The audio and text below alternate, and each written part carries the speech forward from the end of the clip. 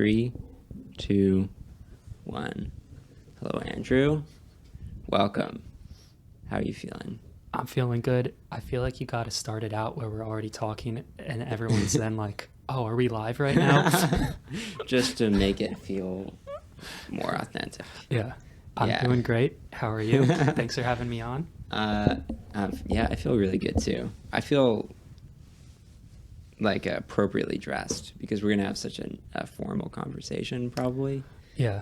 It's good that we're dressed formally. I do have to apologize, Lex. I know I already apologized to Nathan, who's absolutely going to be watching this. I know the suit's supposed to be black, and I'm sorry. Oh, man. How tall are you? You seem very tall right now. I'm like 6'4"? 85% torso. So You're like Michael Phelps. Is that what he's like? Yeah, he's got a legs. super long torso and Yeah. tiny legs. I'm stubby legged, so I'm only 6 foot, but when I sit down, it looks like I'm far taller. Interesting. Yeah. That makes sense because I only thought that when I you was sat down. sitting. Yeah.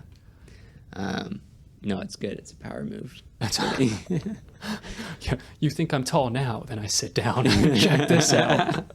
Yeah, it's a very dominant sort of thing. Do you like my ducks that I have scattered around the room? I do. Is there any significance to them? They were both given to me by friends, and I don't know why they are both ducks. They didn't coordinate it. They did not coordinate. This was given to me maybe 3 years ago, right? Some high school friends. It was very nice. And that was given to me by Drew. Okay. For this Christmas. So something about this me. Christmas? Yeah. Why? As a Christmas present. I mean, I like it, but does he give you like a plush stuffed animal every year? Or is this just out of the blue? I don't know what made him think of that. I'm not against it. It's a good gift. I just would not have ever expected. I guess something about me screams ducks. Duck. Yeah. All right, no, I like it. I'm sorry, Drew, if that came off judgy. It's a good gift. I was just confused. I was just. So I'm so glad that you joined Curiosity Club because we've had many a fun discussion, but we've never had a chance to have our own conversations, except for afterwards a little bit. A couple times afterwards, specifically one time, once or twice, we stayed. My go-to thing is as I'm leaving and then someone else is leaving, I just trap them there. Trap them, yeah. No, it worked out pretty well. We talked about genocide and stuff. What's your favorite kind of topic that we generally explore in Curiosity Club? And what's the direction that you're always kind of hoping it goes in, but it does? Is it apologetics usually? Is your preference? I do like apologetics. Part of my fun of the apologetics is simply because I know James is going to get amped up, and I like seeing the intensity of someone who's very passionate about anything. I mean, it could be literally anything. Someone who's really into something, that energy is just contagious. They could be talking about just about any topic, even monotonous ones. Someone's talking about clouds, but if they're just so excited about clouds, how could you not want to hear that? Oh yeah, absolutely. So part of it is just because I know someone who's there, is knowledgeable in it, and going to be super excited about it. I liked the computer science or the AI topics that we did recently. In general, I like all of them, but I like that there's a varied sense of expertise between you, Jordan Ambra. Ethan Campista does engineering with some degree of computer work. He's a programmer as well. Yeah. So there's a lot of different perspectives that are all going to have some depth of knowledge in the topic. Right. Where that's something that's out of my field of knowledge. So just hearing different perspectives of all people who know more about that than I do, I enjoy that. Yeah. It's also fun to hear just the lay perspective about what do people who don't really know that much about computers think that computers do. Like when they are on their laptop or desktop or when they're talking about AI, what do they imagine is happening? And sorry, this microphone is being weird. It's rumbling. Let me switch it out for a different one so we don't It's for sure yours and not mine. It is for sure, Okay. yeah. All right, just a second. Pause. We're back for real. What were you talking? What were you saying? Well, we were talking Oh about yeah, AI, and then computers. Yeah. you said it's interesting to hear about what the layman thinks is actually Yes. going on inside the computer, where Yes. I'm definitely that person. I mean, I grew up with using computers and phones, and my extent of knowledge is pretty bare bones. Yeah. I know that at its core, zeros and ones are somehow Somehow giving relevant. me the answer of what is going on in the world. Yeah. But it's seemingly, it seems to make sense when you open up a desktop, like the back of it, and you can see where the RAM is, Mhm. and you can see all the different components, and you're like, oh, that all makes sense. You know, this is storing the memory. This is what's, searching using I don't know. The RAM is using this, I don't know what it does, speed of the computer, the random access Yeah, memory. I know it stands for that, of like searching the world to find the answers, but it's probably one of those things that is mind-blowingly complex, but just because we use it so regularly, it's normal. Like you always hear that the computing power Yeah. in your phone far surpasses what was used on the computer chip to shoot up Apollo 11. Just shoot it up. Should have just shot it right up. Yeah. Which is No, incredible. It's true. The in terms of raw power. I mean, it's with computers, it's more like the complexity just keeps getting stacked on top of each other over and over and over again. Like there's not a single part of a computer that's really that difficult to understand in the way that, I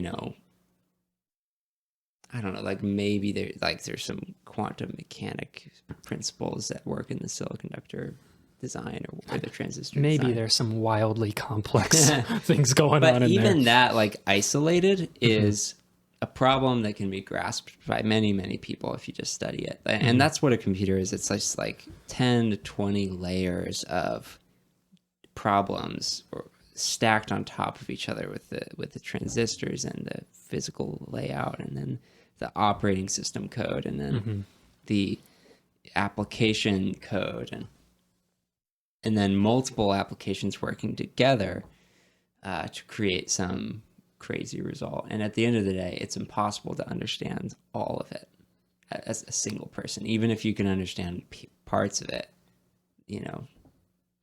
it's wild after you add up all of those individual contributions from people in different fields.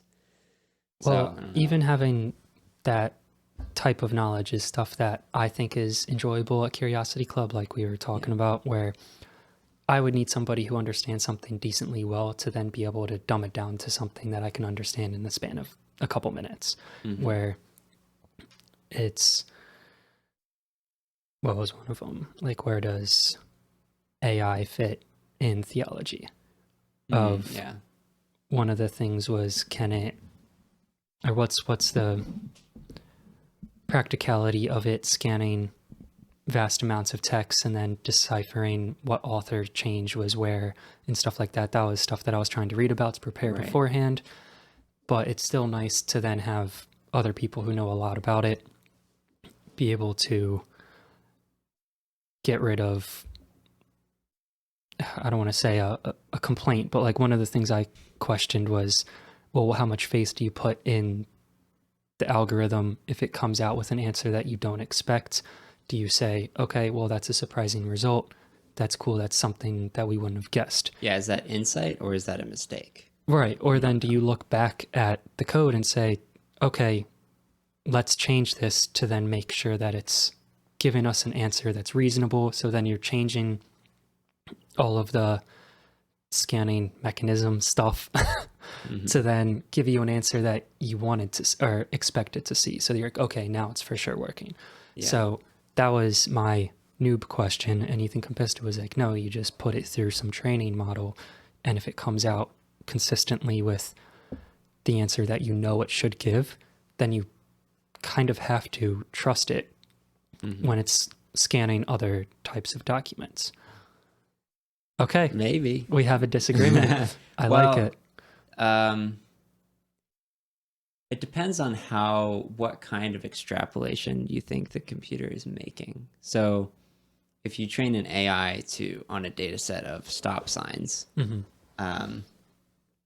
then you show it another image that's also a stop sign and nothing crazy is going on, I feel like you can trust it to predict that, because okay, it's trained on some test data that's, we kind of gave it the right answers for 1,000 different problems, and then we just asked it one more question that's really similar to all the other questions.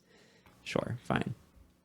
The thing, as we move into generalized artificial intelligence, where, or something like Chat GPT, or GPT-3 or GPT-4, whatever it's called, the next iterations at least, we might depend on it to give us answers that we don't actually know. Like, we don't even know the correct answer to check if it's right or not. We're saying this computer program is going to actually answer a question for me, and it's a question that I can't figure out on my own. Or maybe I'm comfortable with the answer being surprising. And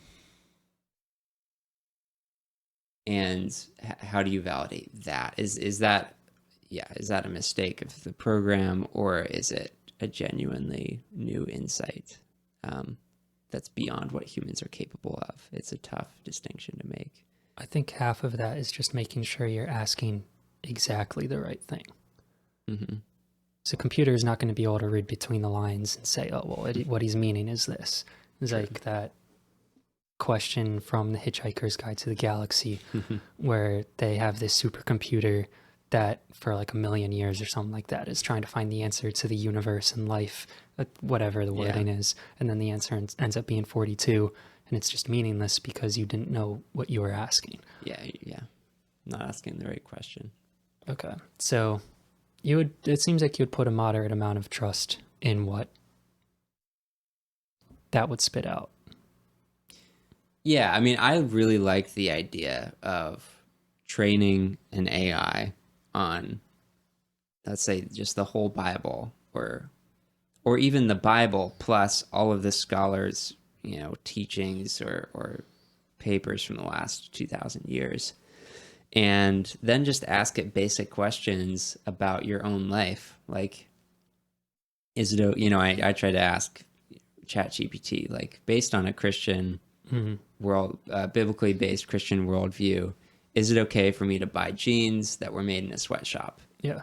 Like very context specific questions where I might be tempted to,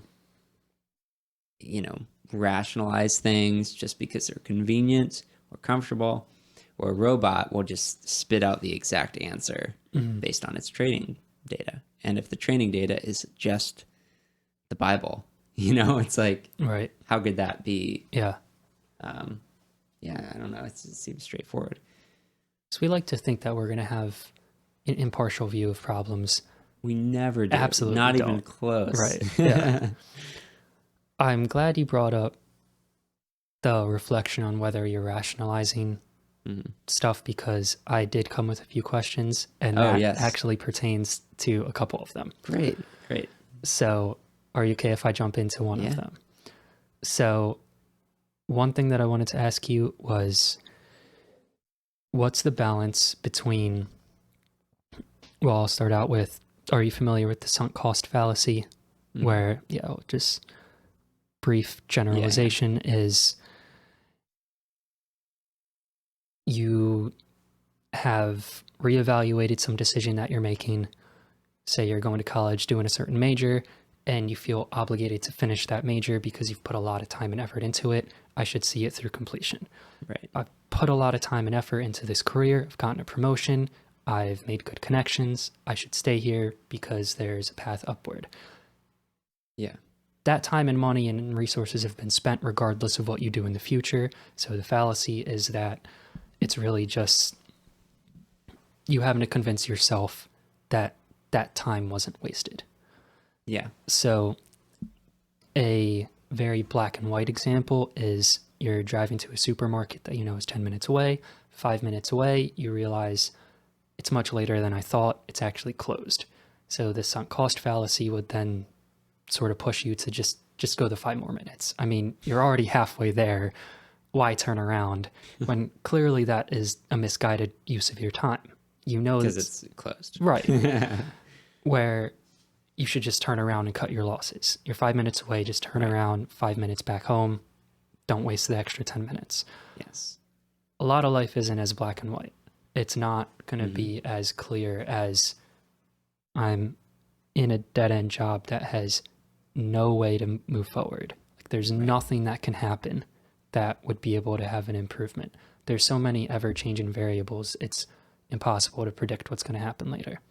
Yeah. So my question is, what's the balance between making sure you're not falling into that sunk cost fallacious thinking of I'm bound to do whatever I'm doing because I spent a lot of time and resources into it versus rationalizing yourself out of a difficult challenge? Because a lot of worthwhile things take time to develop. You're not going to start a career great at it. You're not going to jump into a relationship and everything's going to be having amazing communication and you're all going to have a great time together. Yeah. It takes a lot of effort to really make something truly worthwhile. And if you're constantly thinking, I don't want to get caught up in this sunk cost thinking, you would just be jumping from one thing to the next, always reevaluating, which is healthy, but potentially leaving challenges through rationalizing this is the best thing for me when really it's not. Yeah. Yeah. I mean, this brings a couple of fundamental human problems together. One is like you only live one life. And so you'll never even know if any decision you've made in your whole life has been the best decision. Right. Because you only get to try one path. Like I might feel like I made a good decision and not realize that the other choice 10 years ago would have actually been even better. Like I'll never even know that. So that's weird. Part of it is just how do you find good advice? How do you find other people who you trust enough to give you advice that you respect and would actually take? Because I mean, I just kind of assume if you're the person in the situation, you don't have a good perspective because you're inside it, and you need outside perspective to have the best, most clear judgment.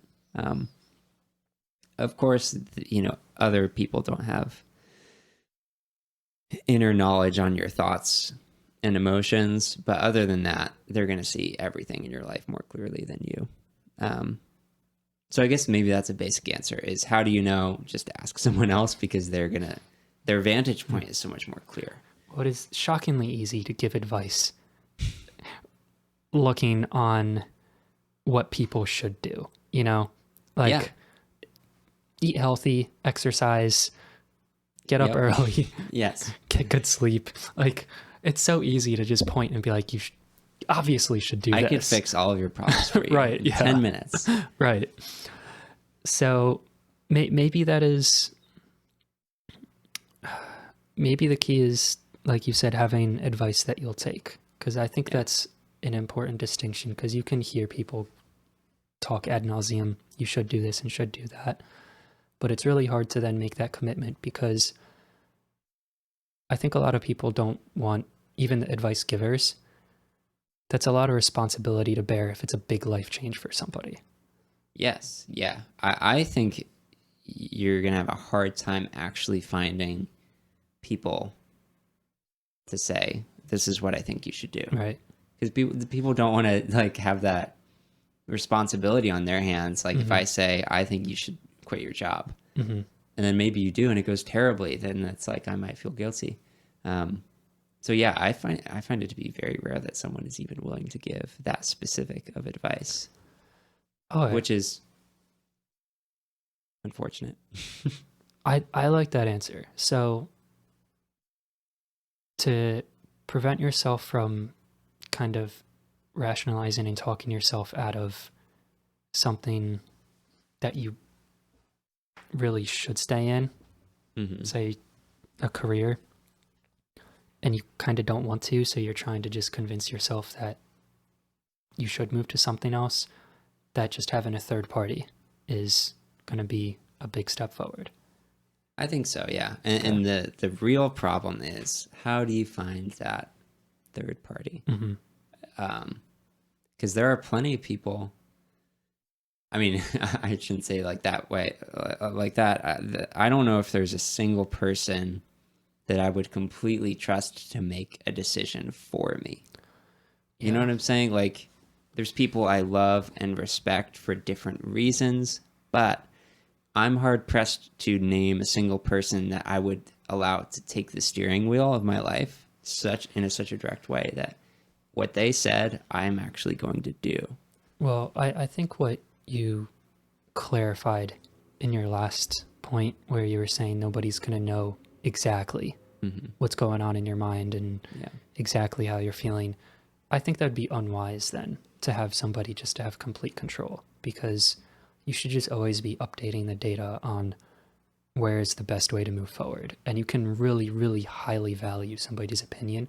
And that Hmm. can dramatically change how much weight you put on that. But I agree with you that it's then misguided to extend that to, I'm absolutely going to do whatever they say. Yeah. It would be nice. It would be nice to have that sometimes. You don't have to bear the responsibility of making your own choice. But I think that get rid of a lot of the highs too. You need to bear that hmm I messed up to be able to have the I did great. I agree. I agree. All right. Well, that's a great answer. 1 for 1. You're batting 1,000. Great No, job, Nathan. that's a great question. And it's so tough to know what you should do, Hmm. right? And think about it all the time. Well, it's very easy to look back and see where you fell into that sunk cost of like, I really should have reassessed. But it's so Yeah. hard to separate that feeling of I wasted all this time. I wasted Yeah, I all guess I this didn't money. really answer your question, did I? Because it's about sunk costs specifically. And how do you actually get good at cutting your losses? I'm not sure I am good at that. I don't think many people are. And I would say you did answer it, at least in the way that I was Yeah. wanting an answer. Okay. Maybe not exactly how I worded it, but I'm Practically happy with speaking, that. yeah, it would be the same thing. Just try to get some outside perspective. But specifically for sunk cost, just being familiar with that concept, I think, is a big help of realizing it doesn't make it make sense Yeah. just because you already invested some Don't time, energy, money, Yeah. whatever. don't be so committed to a mistake just because you spent a long time making it. Yeah. Here's something I think about. So, there's kind of I don't think this is the same thing, but a goal I have for myself is to imagine like I'm 80 years old one day, and maybe the thing that I believed or worked towards my whole life, maybe whether it be like religion or a career, like a project that I have poured my whole life into. Yeah. I find out I'm wrong, I'm dead wrong, or all of my work has really been, I thought I was doing great. I thought I was recycling all those plastic bottles, but they all just got shipped to China and they were Yeah. thrown in the ocean. Like my life's work is a lie. Yeah. Would I be able to accept that, even if there was no time left in my life to redeem it? Like all Yeah, that would be rough, because I think you find that a lot in people is they just this unwillingness to change their mind, because it's not quite the sunk cost fallacy, but maybe it's like your brain is subconsciously performing some similar operation of like, well, I've believed this for 10 years, and that would have meant that the last 10 years was a total waste. So I'm going to not believe that it was a waste. Yeah, well, and especially with religion, where you'd have to come to terms with saying, all of those times I was praying, I was just speaking to the vast expanse of nothing. Yeah, you might feel stupid. Right. You might realize that you did something wrong that you thought was right. Yeah. You know? So Or even like a crusade, like you went on a crusade and you killed people. Yeah. Yeah, how easily are you going to accept that those were all just a mistake? Mm-hmm. That'd be rough. So anyways, that's like kind of a personal goal. The goal is to be able to accept that you were wrong. Yeah, like, you know, at the end of my life, still be open enough and to accept that maybe like something I worked on my whole life was actually misguided, and just be able to accept that and have peace with it. Well, with your talking about crusades, I know that was not something that most of us can relate to, but there's a lot of people in the military who come back and then have to reevaluate. Like, not all that long ago when people came back and were like being picketed, like, you baby killers, was it Vietnam or Korea, whatever. Yeah. I wasn't alive yet, where they were in a horrible situation. Everyone was in a horrible situation. They didn't decide, oh, I am going to want to go do whatever atrocity. They have to do whatever is being told for them to do. And I know that's really easy to say, well, you know, just say no when you're not in that situation. So Yeah, I'm not super familiar with either the Vietnam War or the Korean War. But yeah, it sounds like the Vietnam War was pretty rough, like guerrilla style, just chaos. but then coming back after, you know, whether it was right or wrong, whether people were there. Yeah. Having to see and experience, atrocities constantly, and then coming back, and then it being forced for you to immediately reevaluate, was everything I did wrong? Yeah. After having been probably thrilled to get out of whatever situation it was and come back and then have it immediately be thrown on you, not being 80 years old of like, did I think this wrong? But while it's still fresh, having to think and immediately reflect of, did I make mistakes?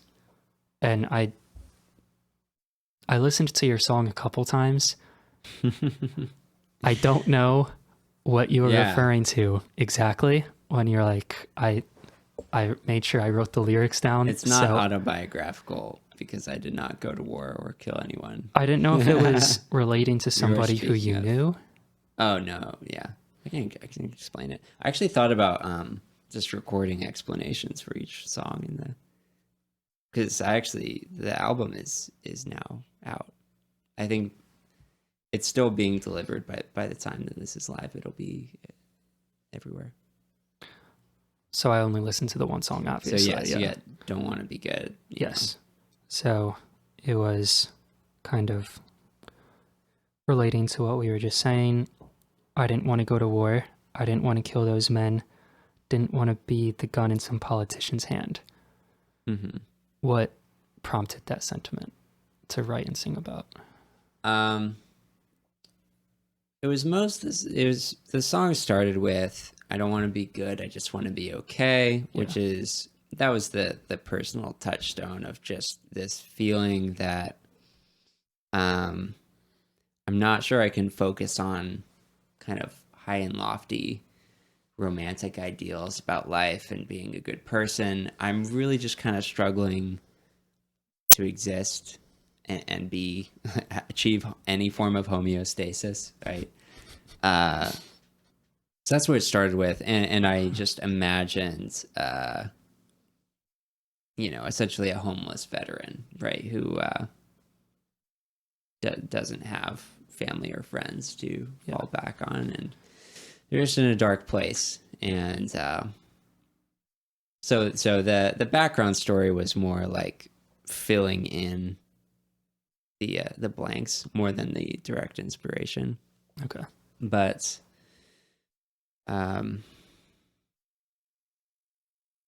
yeah, I don't know. It's rough. Well, I'm all for you recording an explanation of it because I really enjoyed it. I made sure I wrote the lyrics down so I could quote it word for word and I not appreciate it. I should just post those somewhere. Yeah, I did look, and they are not posted. Sorry, could just send them to you. Well, I think there's a lot of wisdom in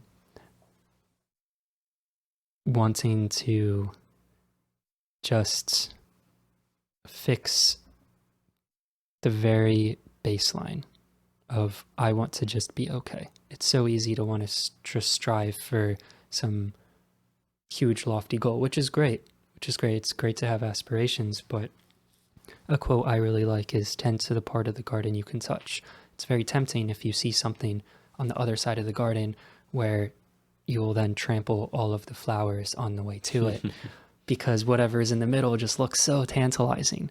But really, the best way to then foster a beautiful landscape is to just fix what you can reach within an arm's length. Where did that quote come from? It's so pretty. So, I'm not sure. Tend to the part of the garden you can touch. I mean, I've quoted it enough that I really should know.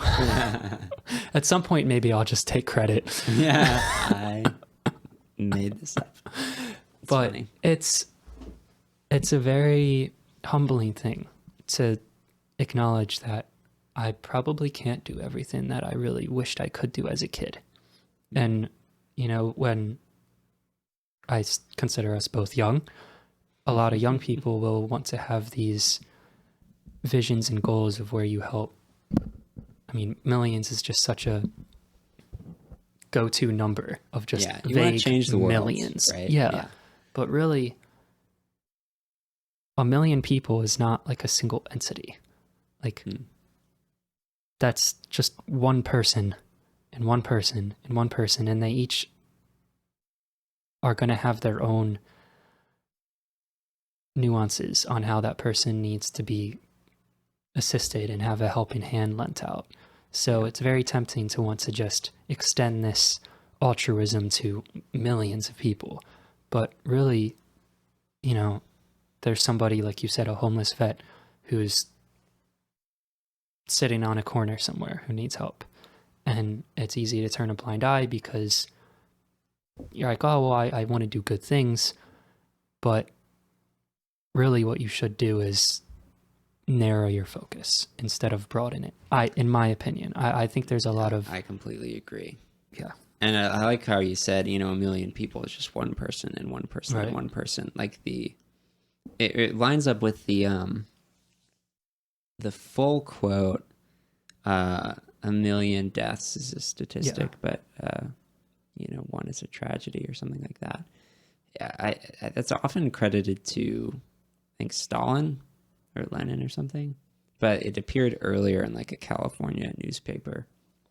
And the full quote talks about how suffering is such an intimately personal thing that you can't just generalize it. Like, you can't just multiply it and make it bigger. It's a qualitative personal experience that, it doesn't like grow in a bubble by multiplying with more people. And I think it's the same thing for helping another person, that helping a single person and truly changing their life is the highest. It's like the highest quality thing you could possibly do. And it's if you have the choice between helping one person and really changing their life, or just like helping 100 people a little bit, you have to go for the one person because you're doing, like, the math, quote unquote, checks out of like, oh, well, you could help a lot of people a little bit or just one person a lot. Same thing. But it's not the same thing because it doesn't add. That personal experience doesn't add up, and really changing a single person's life is the best thing you could do. Yeah. I mean, if you could do it more than once, that's cool too. But, like, you know, you can't settle on the quality of that personal interaction. So I wasn't planning on talking about this because I don't like to. Okay. But I don't know how to communicate it with it coming in a way that I like. Okay. So when we were talking about helping one person in a profound way versus 100 people, where it's still a definitive help, but just to a much lesser extent, you said it's much more beneficial or impactful to do the one. So a couple years ago, I started doing platelet donations, where it's kind of like a blood donation, but they just sort of centrifuge off the platelets and then give you your red blood cells back. Yeah. So I had started doing a blood donation, and then when I was there was, a poster of all these different types of blood that you can donate, where I'm like, I thought it was just kind of blood. And then you take what you take. But then when they explained the platelet one, I started doing that. I'm like, oh, I wonder what else is in me that, they can just chop off and take and regrows. And it turns out that your liver will just regrow. So I thought about it for like a year because I'm kind of impulsive. So I'm like, I don't want to just give away half my liver on a whim. So I thought about it for a long time, probably about a year. And then last October, I did, I think it was about 56%. Johns Hopkins took 56% of my liver. Really? Yeah. And gave it to someone who had liver disease, who was going to pass. Dude. And no way. That was something that I really had to wrestle with because I wanted to help the most people possible. And the platelets I could do frequently. I could do that every 2 weeks. Yeah. And there was all sorts of things that I wanted to do with my career that would help a ton of people, and all sorts of, ways I could donate money, that, how to maximize that. But after taking a step back, I'm like, I can help one person in a very profound way. And I just thought about it for a long time. And eventually I'm like, all right, I'm going to email a hospital. Like, hey, you want a liver? And believe it or not, of course, people do want organs, apparently. So, did you really just email someone at the hospital? Yeah. That's crazy. I'm like, hey, I'm considering a liver donation. I'm not for sure going to do it, but would you be interested in just, walking me through the process and, getting me more familiar with it?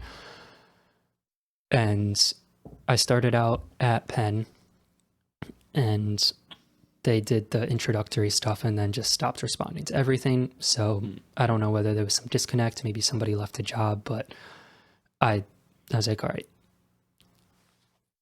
if this is how they're treating, like, not that I felt wronged, but I'm like, if this is how structured they are with someone who could make an organ donation happen, I don't know if I want to keep going here. So I went to the much more illustrious Johns Hopkins and I it was not really as much an email as it was like filling out a little form of like, I'm considering this, get in touch with me, and this is my phone number and email. Okay. And then they had me go through, blood tests. They did. I could have gotten probably like $40,000 worth of free medical diagnostics and then just left because I wasn't bound to do anything. So right. I had like multiple MRIs, CT scans, lots of blood work done. I met with tons of specialists. And then up until the moment... How much does a liver cost, man? Dude, I kind of wanted to ask them, like, how much money am I making you guys? Because... Well, it's clearly worth all the... So much. I mean, there were so many people who were in touch with me, and it was great. I mean, they could not have been more thorough with it, but I don't like talking about it because I don't know how to communicate it without it sounding like, I gave half my liver. What did you do last year, Nathan? Yeah, no, I understand. So I don't know how to talk about it without it coming in a way that is just applicable to this conversation. Like when you said helping one person, that was something I really struggled with. How did it feel afterwards? Was it confirmed like you felt so much better about the liver compared to anything else you had done, which kind of had a broader impact? That was another thing I want to talk to you about, is how to manage expectations. Okay. Where I feel like it's a well-intended piece of advice when people say that the way to never be disappointed is to just not have any expectations. Yeah. Which, sure, yeah, you're not going to be disappointed, but I feel like you're also casting away a lot of the beauty of looking forward to an event that you're going to really revel in. You know, this person who you miss, this activity that you know you really like. Yeah. Why would you not have some level of enjoyment before the event where you get to think, I'm going to do this thing that I really enjoy? It can be a great motivator. Exactly. Yeah, I was going to say, I mean, it's quite literally like the dopamine anticipation. Right. It's for the purpose of motivation and really getting you inspired to do stuff. Yeah, it's good. So I wanted to hear your thoughts on that. Where is there a balance between avoiding that disappointment, or do you just cast that to the breeze and say, I want to experience it fully, the disappointment and the enjoyment, whether it turns out to be what I want or not? Because that was something where you said, did it feel better than anything you could have imagined? That was something that I kind of did have to hype myself up with. I'd watch videos on YouTube of like organ donor recipients, and they're like so excited. And I'm like, all right, I can do this. Yeah. I can do this. It's going to be fine. It's going to be great for somebody else, and it's going to be fine for me. Yeah. And it was using that as a motivator, but then do you just then sort of embrace the disappointment if it's not what you expected it to be, or do you brush off the disappointment saying, it is what it is, things aren't always going to play out how they want to be or how I wanted it to be? Or do you really just feel that low? You feel, like, if I donate my liver and I just think they're just a crappy person, like. Right, like, why did I do that? I was imagining, like, this little kid that was the perfect angel. Okay, yeah. But it's just a regular dude. That was me, yeah. Like, I was picturing little Sally. It's just going to be a regular person, though, you know? Yeah. No, it was somebody... I'm going to violate HIPAA because I'm not a doctor. It was somebody my age who lives not all that far away. And I was cool. And they like destroyed their liver by drinking excessively. Maybe not. I don't know. I've spoken with him, and he had some genetic disease. Whether he drank too much or not, I don't know. But the hospital did ask me, the surgeon asked me beforehand, he's like, so one of the potential recipients is a middle-aged man. I think he said he's about late 50s, maybe 60 years old. Would you be okay if we consider him?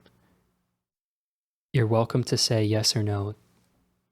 And this is so interesting. You had to say and who you gave your liver to, which makes sense, but I ended up just not putting any sway on it.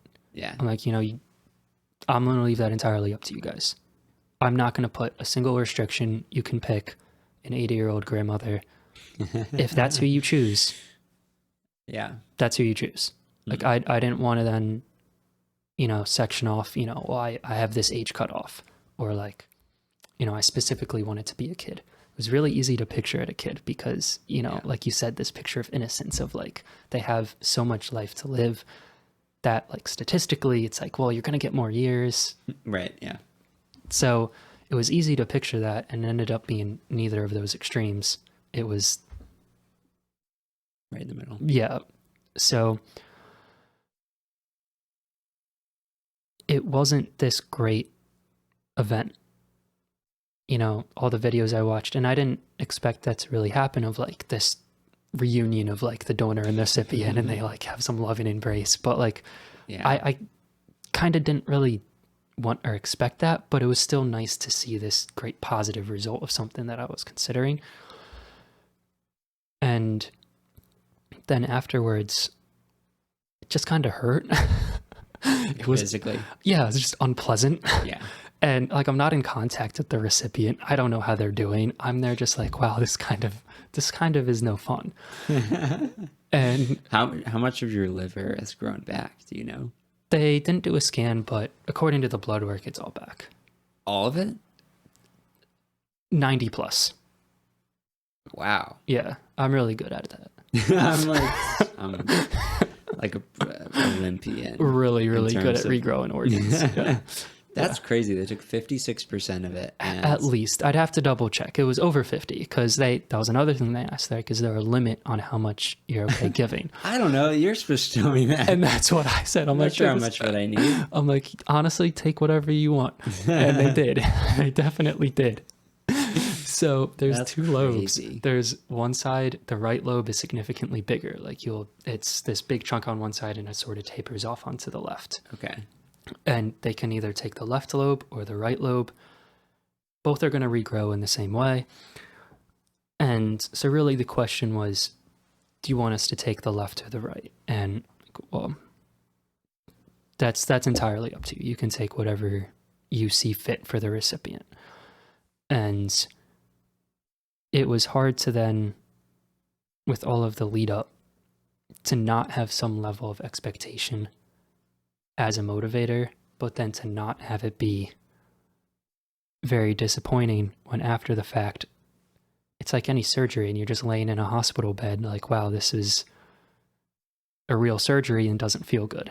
Mm-hmm. So like, would I have been better off to just not done all of that motivational stuff and just been like, all right, this is going to be really, potentially really unpleasant. Yeah. Yeah. I mean, essentially doing it again. Like, you know exactly what to expect. I'm glad I can't. You can only do it once, one, and you're done. So it's not something I have to consider. You don't have to think about it. But it's in theory, like your expectations are completely correct. And you're just doing it because, well, you know, it's the right thing to do. So I'm going to do it. I like to think that I would. Mm.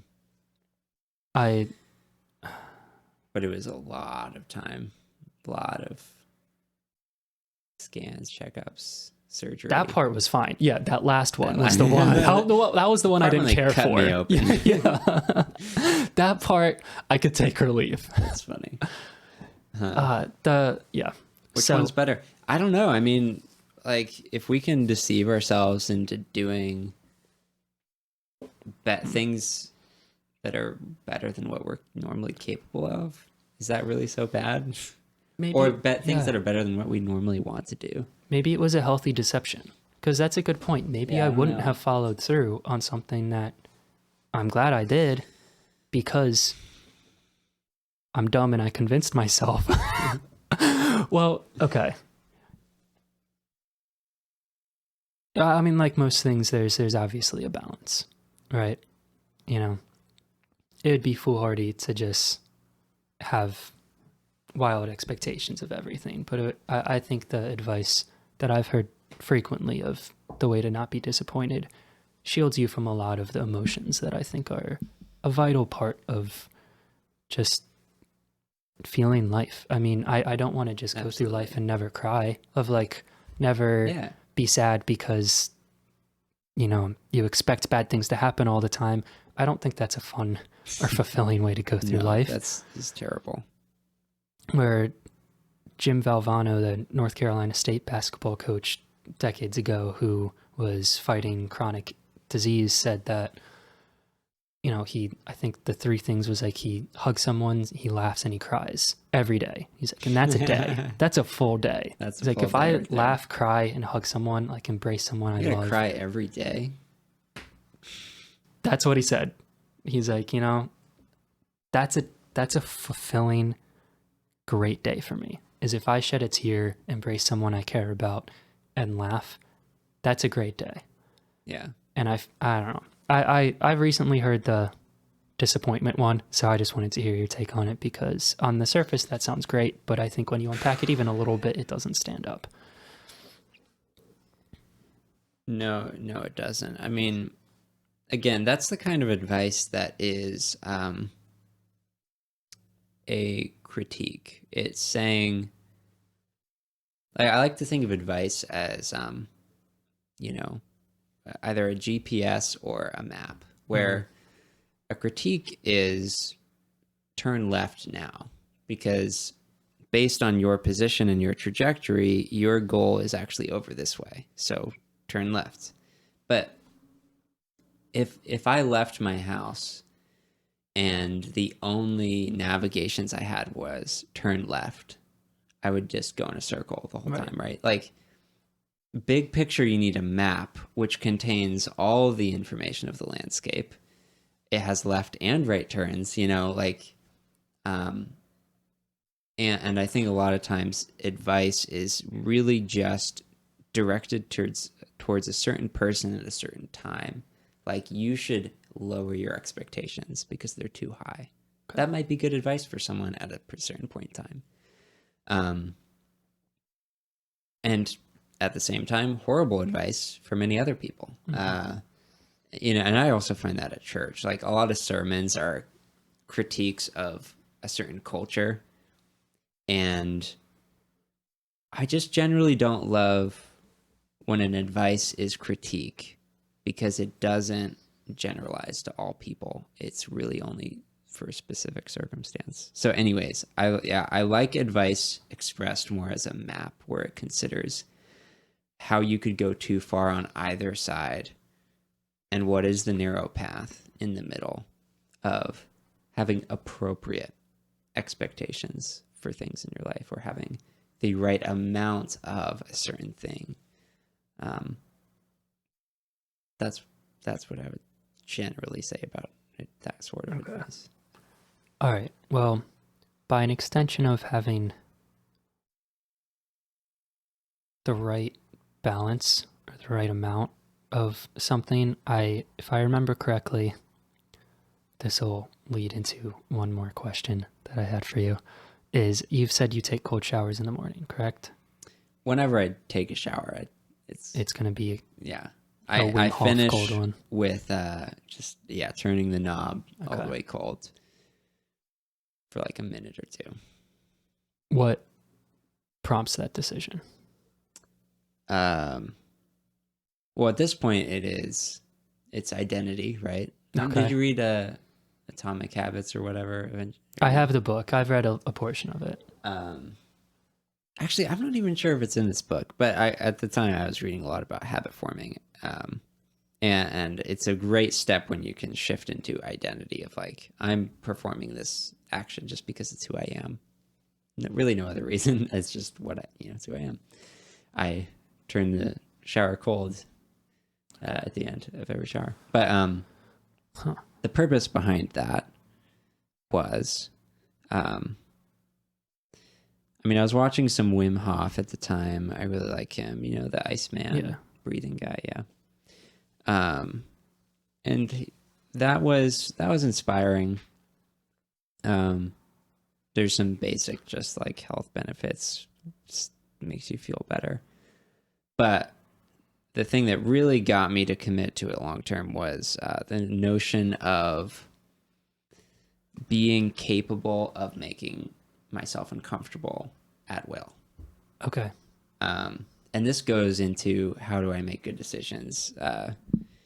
I just want to know that I'm capable of making choices that are uncomfortable, maybe even physically painful, because I think that willpower circuit in your brain is generalizable. So me taking cold showers is going to strengthen my resolve in every other situation in my life. I'm pretty sure that's how your brain works, right? Like, if you train that muscle to be strong, you're going to be able to just easily make choices that, might be painful. So that was the really inspiring thing. And that's why I still do it. I've been doing it for Uh, has it been 1 or 2 years? It might actually be almost 2 years at this point. Okay. Every time you take a shower. So 'Cause that I that just, yeah. kind of answers what I was gonna ask then, because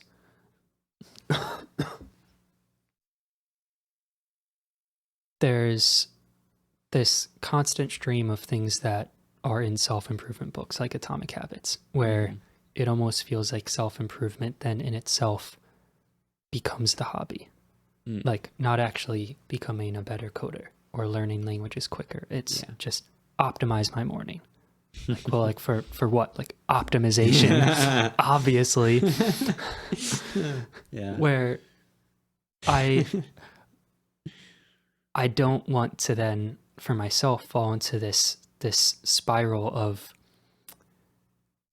just constantly trying to make sure that everything is at max efficiency, where I didn't know if that was the cold shower thing, is, gets you wake, optimized morning, you're out of the shower, you're running, Absolutely you're ready to not. go. Okay. No, I am not a peak performer Okay. in All any right. in any metric.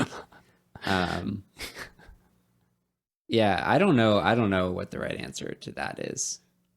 Well, like I watched a video of somebody critiquing self-improvement, and he said that he would rather battle through life with a dull sword than stay inside making sure that he's forging the sharpest one possible.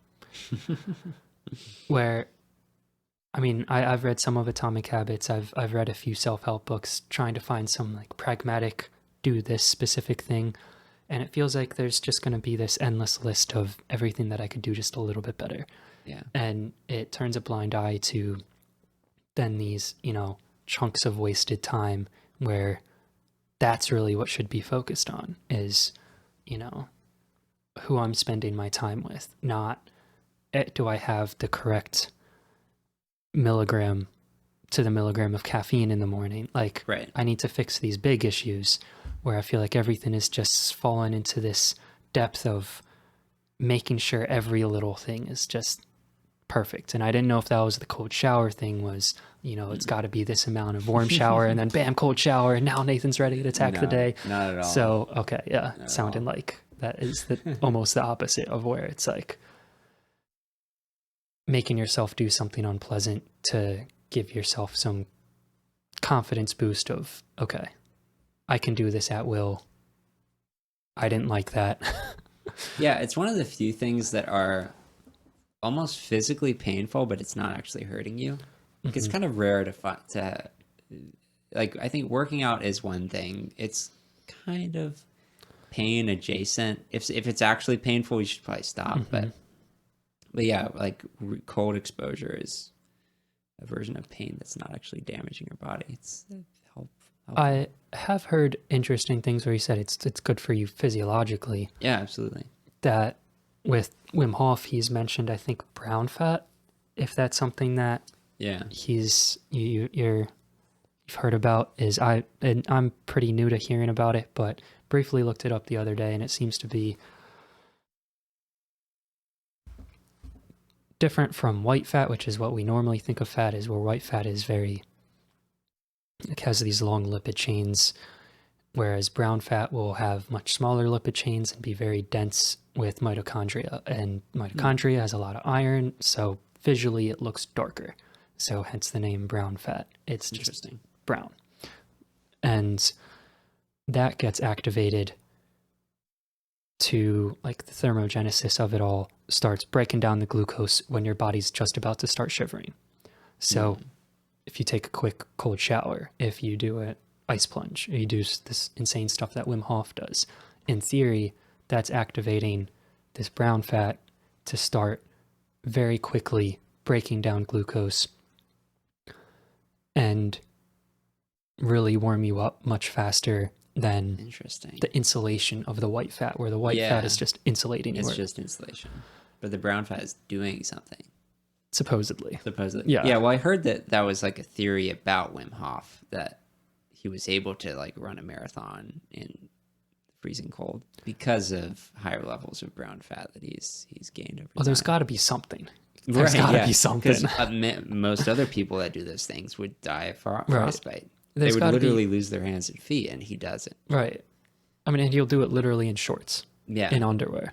Yeah. There's got to be some connection between like the hormone release of like stress and this panic of like, I'm feeling this cold, where he can just stay in that supposed sweet spot of right before shivering, where that brown fat stays apparently keeping you as warm as he can manage when he's doing these freezing cold things. Right. So there's probably more merit to cold showers than just the mindset of it all. So that's probably a great practice. And I didn't mean to come at you for like, you're trying to optimize your morning. Oh no. I mean, again, that's like a critique, calibration sort of thing. Some people need to optimize more. And some people are in their house sharpening their sword for 10 years. And but yeah, I would agree with that quote that if I had to err on one side or the other, you got to err on the side of action with a dull sword. Because at the end of the day, the point of a sword is to use it, right? And the point of our lives is to do stuff. So yeah, definitely balance is necessary, but if you have to err on one side, I agree. Just go do things. I think, well, it's great that you read Atomic Habits and applied the practical steps in there. Because for myself, it's very easy to think of watching a video or reading a book as that act in itself is the progress. Not then extending that to an actual applicable thing in my life. Yeah, it's so tempting. I just love to watch YouTube videos and learn stuff that I'm never going to use. Right. And my brain's like, good job, Nathan. We learned. We learned something today. Very productive. No, that's not. Easy trap for sure. Do you go on YouTube rabbit holes easily? Or is it other kind of stuff? I have to keep myself from doing that because it is, I mean, like you said, very easy to convince yourself that that's a good use of your time. And it's not. Yeah, it's not really. If it's not applicable, there's no point. There's no point to knowledge. I mean, that's something that would make James vomit. It's like, is there any point to knowledge apart from helping you live the proper life?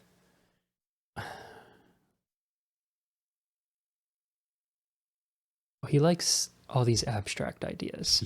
I feel like you're much more along the lines. And he's very much like pursuit of the truth for the truth's sake. Right. Yeah. Yeah. He'd be unhappy.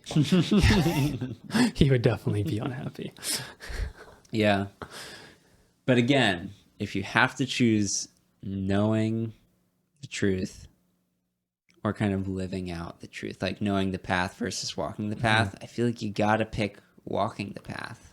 Well, yeah. To go all and I think just about everybody would agree when you take a step back and look at it. But my boss recently took me to a Tony Robbins event where... Oh, really? Yeah, you're familiar with the big jump around yelling guy. And he loves Tony Robbins. He loves him. He's gone to... Well, he's a realtor, right?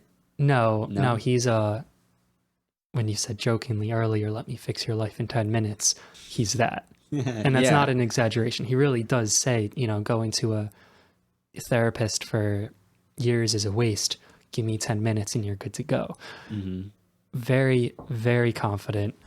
And I came in like how most people would, of like, all right, he's a great salesman. He's the biggest, strongest, deepest voice person. He's going to be able to get these people to follow him, and he's great at sales, and he is. But he had a lot of people there who I like the last event he had Wim Hof there. I wasn't there for that one, but my boss said Wim Hof was doing breathing exercises with people. So he brings on experts. Yeah. So I had to backtrack a little bit because when my boss is like, you want to go to Tony Robbins? And I'm like, absolutely not. No. He's like, well, so because he was going to pay for everything. I'm like, I feel like I got to be upfront. I don't trust him. I don't think it's going to be super valuable to me. I don't want you to spend all this money thinking I'm excited to go when really I'm not. So but he convinced you? No, he's like, that's fine. Oh, okay. He's like, I don't care what your preconceived notions are. Just come in with an open mind. It's like, that's all I ask, is to take part in the event and then afterwards judge it for how you may. So you still went. I did. Yeah, got it. I did. And the whole point of this is that it was a 3-day event and lots of practical information that you could apply and, walk out of there and, know how to eat right. They had dietitians come on. They had Dr. Rhonda Patrick, the sauna woman. Yeah. She was there. I didn't know she was known as the sauna woman. To me, she is. She's, I feel like that's what she's most Maybe. I'm commonly spoken vaguely about. familiar with her. So, yeah, sauna woman. She's cool. Get educated. That's who she is. Yeah. But a lot of experts came, and it was all really cool. Yeah. But I didn't see the need to then go do another event. And of course, that's how they make their fortune, is they have these people here. They're already fans of this guy. Come sign up for our week-long thing. Come sign up for our next 3-day thing. Come sign up for our virtual event. And I feel like that's the trap that I was thinking of, where these people are just going deeper and deeper into this idea of these events are what are being labeled as progress, not actually, finding a job that maybe is more fulfilling or fixing a relationship that needs mending. It was almost positioned as like, if you're not signing up for the next thing, I want to know why. I'm like, well, if you feel like you have to do the next step, isn't that kind of devaluing this entire 3-day thing that we just went? Yeah, I thought his whole thing was, you don't need to go to therapy. I'll fix you in 10 minutes. That somehow doesn't translate to then don't come to my next event for 20 totally grand. Different. Yeah. Because I agree with you. I think therapy it's like the same thing. People just, go every week and they just dive inward more and more. And it's like, just maybe get a little bit of that therapy, but then go fix the problem. Right. And then go back and forth. Yeah. So there's a lot of merit to therapy. I mean, there's people who need to unpack things. Yeah, like once. Just go once. But it's great. I think there's a lot of change that can happen much quicker than people will often acknowledge. Yeah. Some paradigm shift in how you perceive something can literally happen overnight, Yeah. And that is his pitch, which then it's hilarious to then that it's, come for a week and then another week next year and another week and give me tons of money. So strange. But, people loved it. And I did have to swallow some of my words. It was enjoyable. There was a lot more value in it than I expected. I'd say half of it was, this super sales pitch. Come sign up for more things. Come wear this ring that will fix your energy. I'm like, all right, Yeah. I'll keep my energy how it is and also keep my $200 right here. Yeah. But most of it wasn't that. And there were some fun things like gratitude exercises where... Love it. Yeah, it was stuff that I wouldn't have thought to do. Of course, I can think of things that I'm grateful for and look back at, memories I had in my childhood fondly. But there's a difference between that and having somebody like guide you through some meditative gratitude exercise. Yeah. And dude, I was crying. Yeah. I was crying, and I haven't cried in so long. Really? Yeah, that was very cathartic. But that's awesome. You gotta cry every day, apparently. Yeah, according to Jim Valvano, who, yeah. I bet if I really tried, maybe I could manage crying every day. Mm-hmm. I cry a lot, I think. Like maybe once every few weeks. You're oddly calm after a good cry. Oh, it's so great. Yeah. It's great. Just got to keep the emotion flowing. Yeah, don't get that pipe clogged for too long. Mm-hmm. Don't have the bottle sealed shut. So what was it that made you cry at the event, the gratitude exercise? That was really well done. I have to give credit where it's due. I felt like by the end, oh, they like turned the lights down and he was like, all right, sit up straight, plant your feet firmly on the ground, like all these steps of like how to position yourself. And then I'm not going to word it perfectly, but the general idea of it was, place yourself back in the memory of a time when you were a child, of something where somebody really showed that they cared about you. It doesn't have to be a family member, it doesn't have to be a friend. It can be something that just to you in that moment, you're like, wow, that was really surprising. Like, I can't believe that happened. And then he had you, like how we were speaking about before, having things be like representative of your emotions and sentiments, like reach out and like pull it to your heart. And then there was a whole sequence of things afterwards where you did all these sequence of things. And then at the end, of course, they have this, Enya, Lord of the Rings type music playing in the background. So they played your emotions pretty well, but it was done really well. I mean, they've done it for a long time. Yeah. But by the end, I was like, oh, that was really cool. And my boss asked me, he's like, how long do you think that was? Maybe 10 minutes. And he's like, no, that was 45 minutes. That was like hard to believe until I checked the clock and it was actually 45 minutes. So what he said the whole time, I would have loved to like replay that, because I felt like it was mostly just placing yourself in some memory and like trying to visualize everything that was there and like having some representation of bringing that back to yourself right now and feeling all this gratitude. But something else had to have happened. Like, he had to have been saying other things that I just don't recollect. Because you tried it again. It was like not the same. I looked it up on YouTube and it was like a much shorter video and it was noticeably different. I'm like, nah, this isn't what it was. Like, it was a totally different experience. Interesting. So, yeah, that was cool.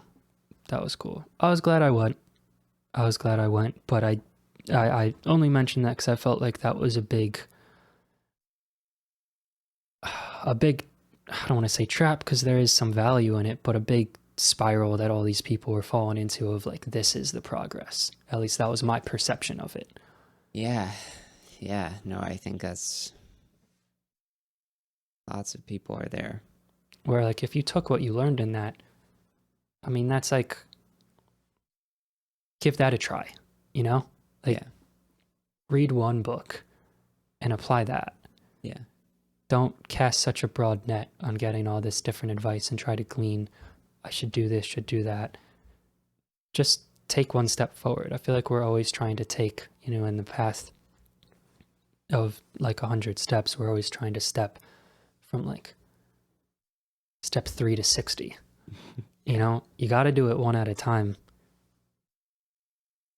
You gotta tend to the part of the garden that you can touch. Yeah. Yeah, it is funny to think about how in this time in history, the access to information has just spiked like crazy. And yeah, I don't know, it feels like all those books, all that information can help make us better people or save us in some way, like really eradicate all of our problems. And it is weird. Yeah, just because there's the answer to every question out there doesn't mean that knowing it is really going to save you. Like, knowing it doesn't do anything. You got to live. You got to live your life in the same way that all the other humans throughout history have lived their lives. It's just really solving problems and taking action. What do you mean by save? Yeah. Save, like, just deliver you from whatever problem you actually are experiencing in life, or whatever goal you're trying to reach, I guess is what I mean. I don't mean like salvation. Like, no, I wanted to more get at like relieve discomfort, achieve meaning, find some purpose. I'm not sure if people read books to find purpose. I mean, I'm sure many people do. That's just not what I do. I like learning information because I assume like, yeah, it'll make you a better person and it'll solve all your problems pretty much. It's hard not to feel like we do a disservice to all of humanity when we have all of this wealth of information and we like look at cat pictures and send memes. Like this is the pinnacle of all of the scientific achievement. Where I, again, one more thing with your cold showers. I'm not letting this go. I love talking about my cold showers. When you talked about all of humanity, I couldn't help but think of like all of the modern amenities we have. Where's the line in where you're saying you do it so you can give yourself a degree of discomfort, give yourself this mental fortitude of like, I can do something at any moment that's uncomfortable. If need be, I'm not going to have to worry about that when the time comes. I'm already prepared. Does that sound right? Yes. So then go to the extreme of like David Goggins, where he just lives in the most absurd way possible. Yeah, he's beating himself up every hour of the day. Literally destroying his body. Yeah. To have this fortress of a mind of like, I mean, the title of his book, I think, was You Can't Hurt Me. Yeah. Where no matter what anybody says or does, he's fine. Yeah. He's fine. So that looks great to have that mindset, but why, where's, I know I keep saying balance, but where's the balance of enjoying modern amenities and having, the comfort of controlling to the exact degree of what you want the room to be, versus having, too cushy of, a mental state where like you wouldn't be able to then do something uncomfortable at a moment's notice. Like David Goggins is definitely the extreme on one end, and of course you don't want to just be sitting watching television with Cheeto dust on your shirt on the other extreme. Yeah. But to me, it kind of feels like a disservice to all of the struggles of humanity to then live like David Goggins. I mean, like, we can eat food from around the world, which is incredible. We can sleep in a bed. A lot of people didn't have, I mean, the vast majority of people didn't have, their own room. Right. Like we live like kings from only a few hundred years ago. It almost, it feels ridiculous to then, I know David Goggins is probably far more accomplished than what I have on the horizon at the moment, so I don't want to critique him, but it feels absurd to then not enjoy what's readily available. I feel like you can't, I feel like you can have both, and that is not always acknowledged. Or maybe you can't, I don't know. Yeah, I mean, I don't know what the right answer is. I do try to like, yeah, I hope that like most of the time you can enjoy the comforts, and then you just have short periods of, like just more intense strain and stress, and that is enough to, it's enough stress to help your body operate the way it was designed to, Okay. Like I'm trying to think what the curve is. It's kind of like the anti-fragility curve, where there's every living system pretty much is anti-fragile, such that it actually thrives when it is stressed a small amount. Like this cup is fragile because if I drop it on the floor, it will break. Any amount of stress that I put on this cup is only going to damage it. Or something can be like robust, which just means it's really tough. But anti-fragile is a living system where, yeah, you work out and then your muscles actually get stronger, or you get sick and your immune system builds antibodies and is even more capable than it was. So, and in any anti-fragile system, there's a curve of, all right, here's a healthy amount of stress, and then here's where you just die. Like you can lift some dumbbells, but if I were to drop a car on you, you would be squished, right? Mm-hmm. There's always a curve of optimal stress. And then if you push it too far, it'll start to damage that system rather than be productive. So hopefully, like in every internal system that you're working with, like whether it's your muscles in physical workout or it's your mind where you're taking a cold shower to make sure you're, prepared, or your brain is as it was designed to be.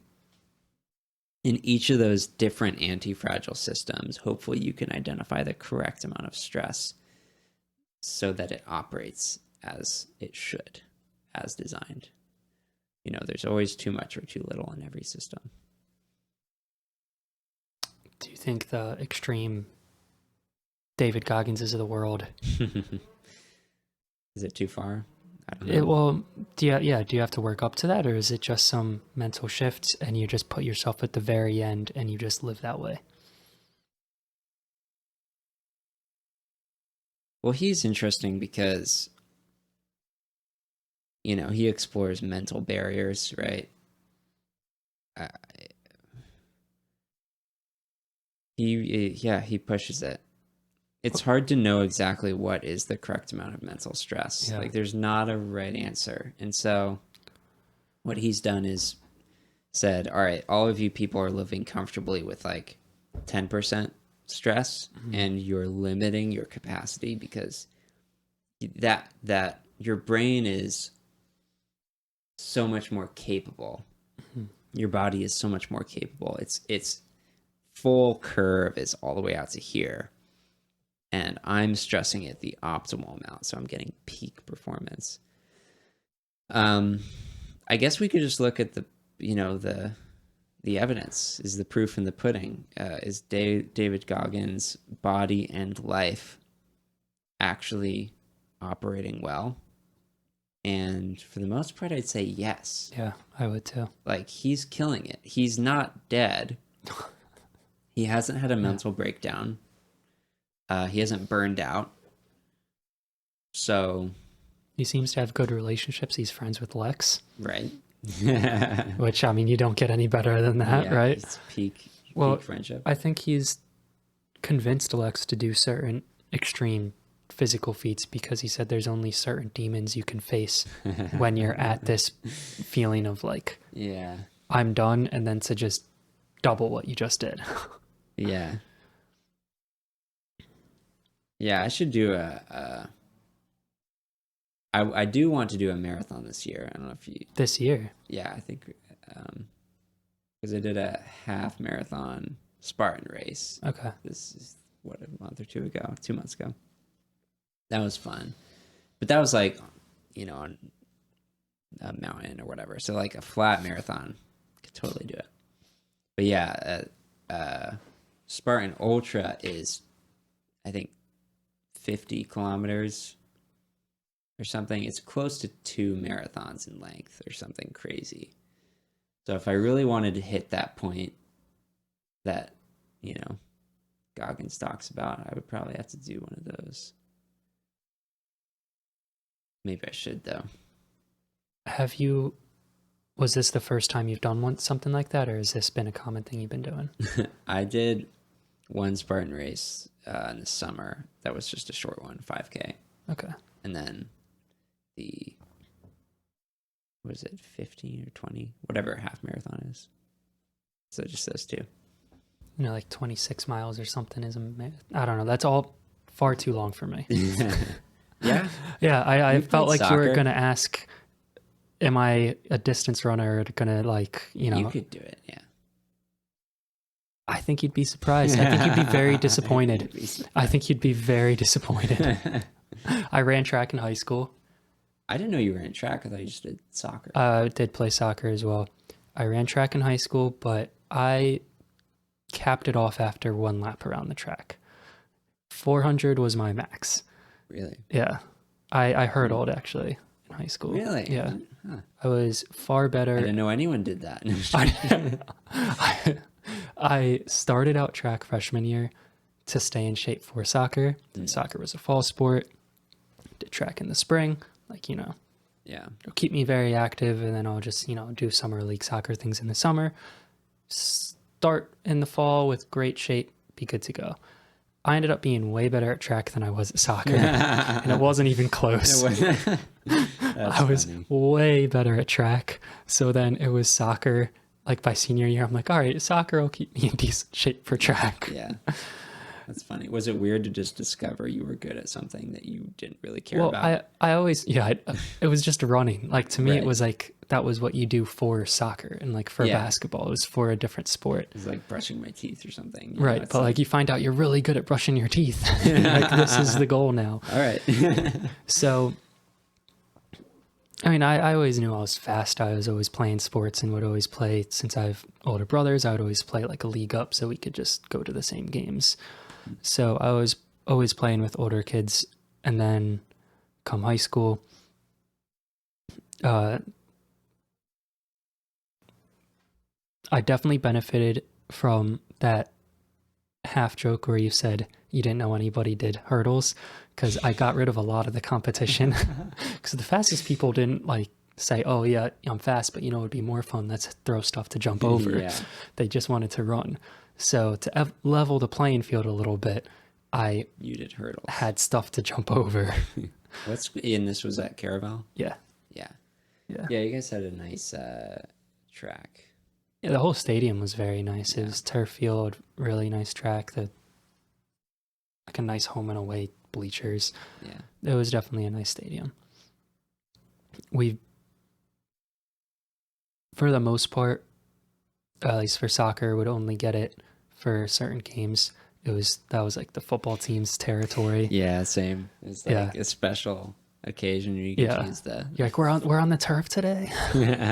Except I don't think you Red Lion. Crumbs from the table. You didn't even have. It was a grass field. Yeah, it was. I mean, it was still nice compared to the field that we were normally on. It's like a short grass. Didn't have a track or anything around it, but. And then when we eventually got a turf field way in the back, then that was the football at first pick. What an injustice. Yeah, ridiculous. Anyways, no, I mean, the point is you could do a marathon because the point is to do something that will break you. I thought we were past this. You do something that will break you, and then you do it twice as much, right? Isn't that the goal? I hate that I really like what you just said, because I know physically I can't run a marathon. I've never been a distance runner. Like, we would do a 3-mile thing at the beginning of soccer practice when I was in high school, and I was in much better shape then. And that was so hard for me. Like, and I just, distance, for whatever reason, tires me out way more. Like, I could do, those sprint jogs where you like whistle, you sprint, jog, then sprint. Like, I just, for some reason, need some small recovery time, and I'm good to go for a long time. Like, I could play a whole soccer game fine.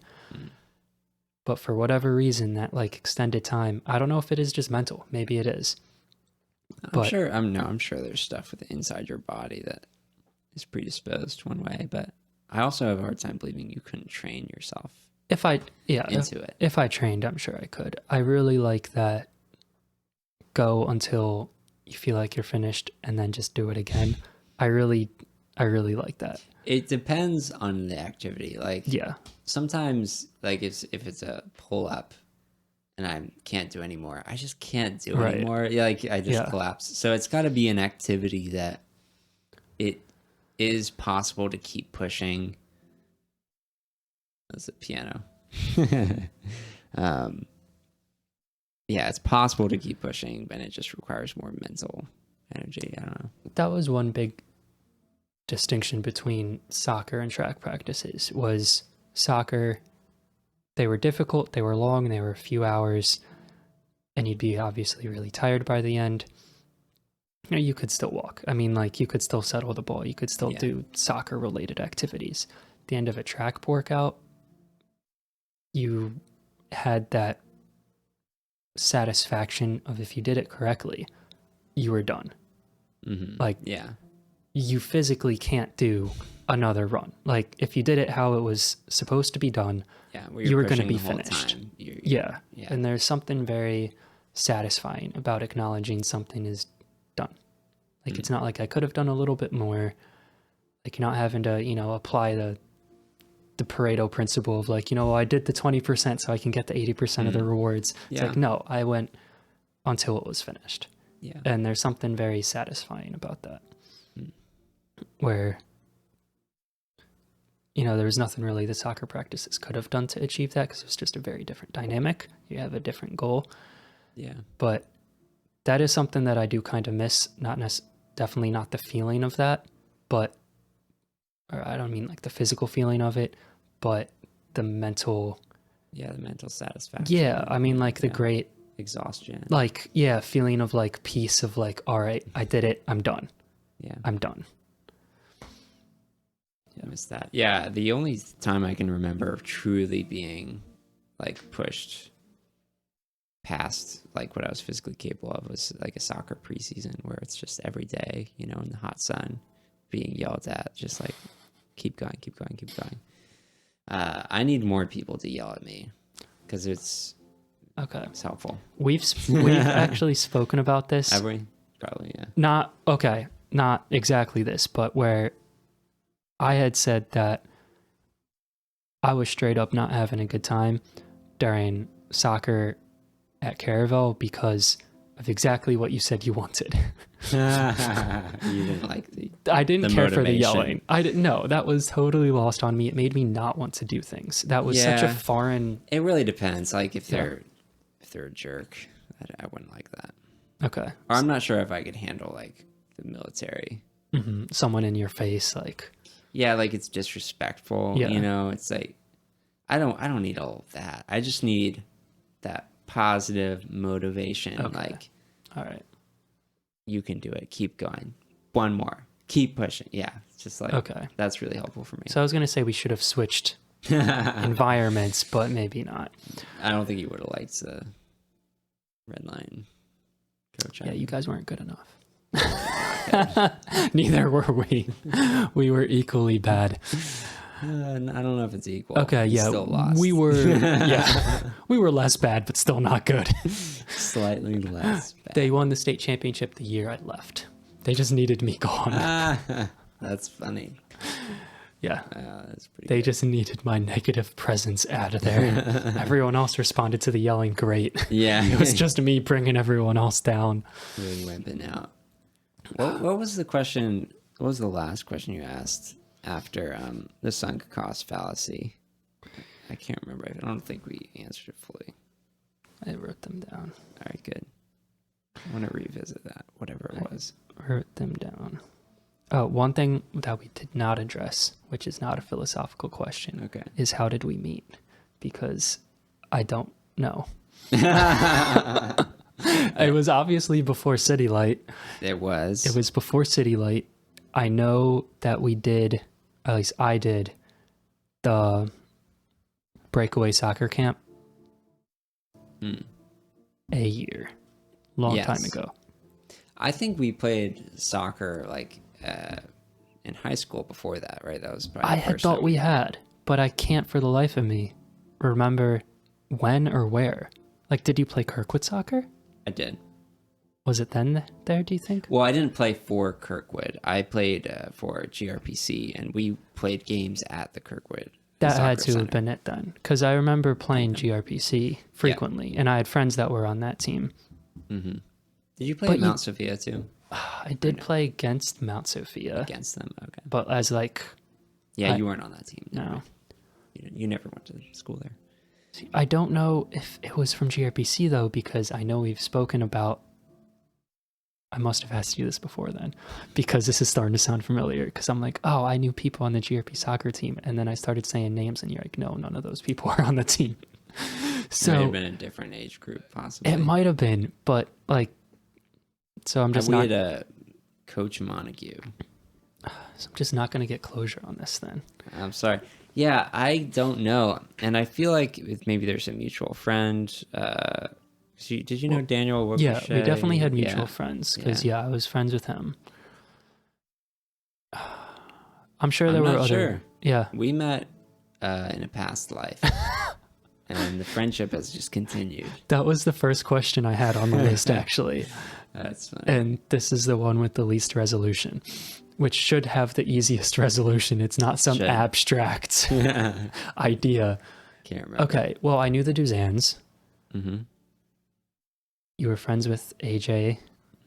Yeah. You were friends with Daniel Crochet. You were friends with. There had to have been several other people overlapping. Chris Mahoney.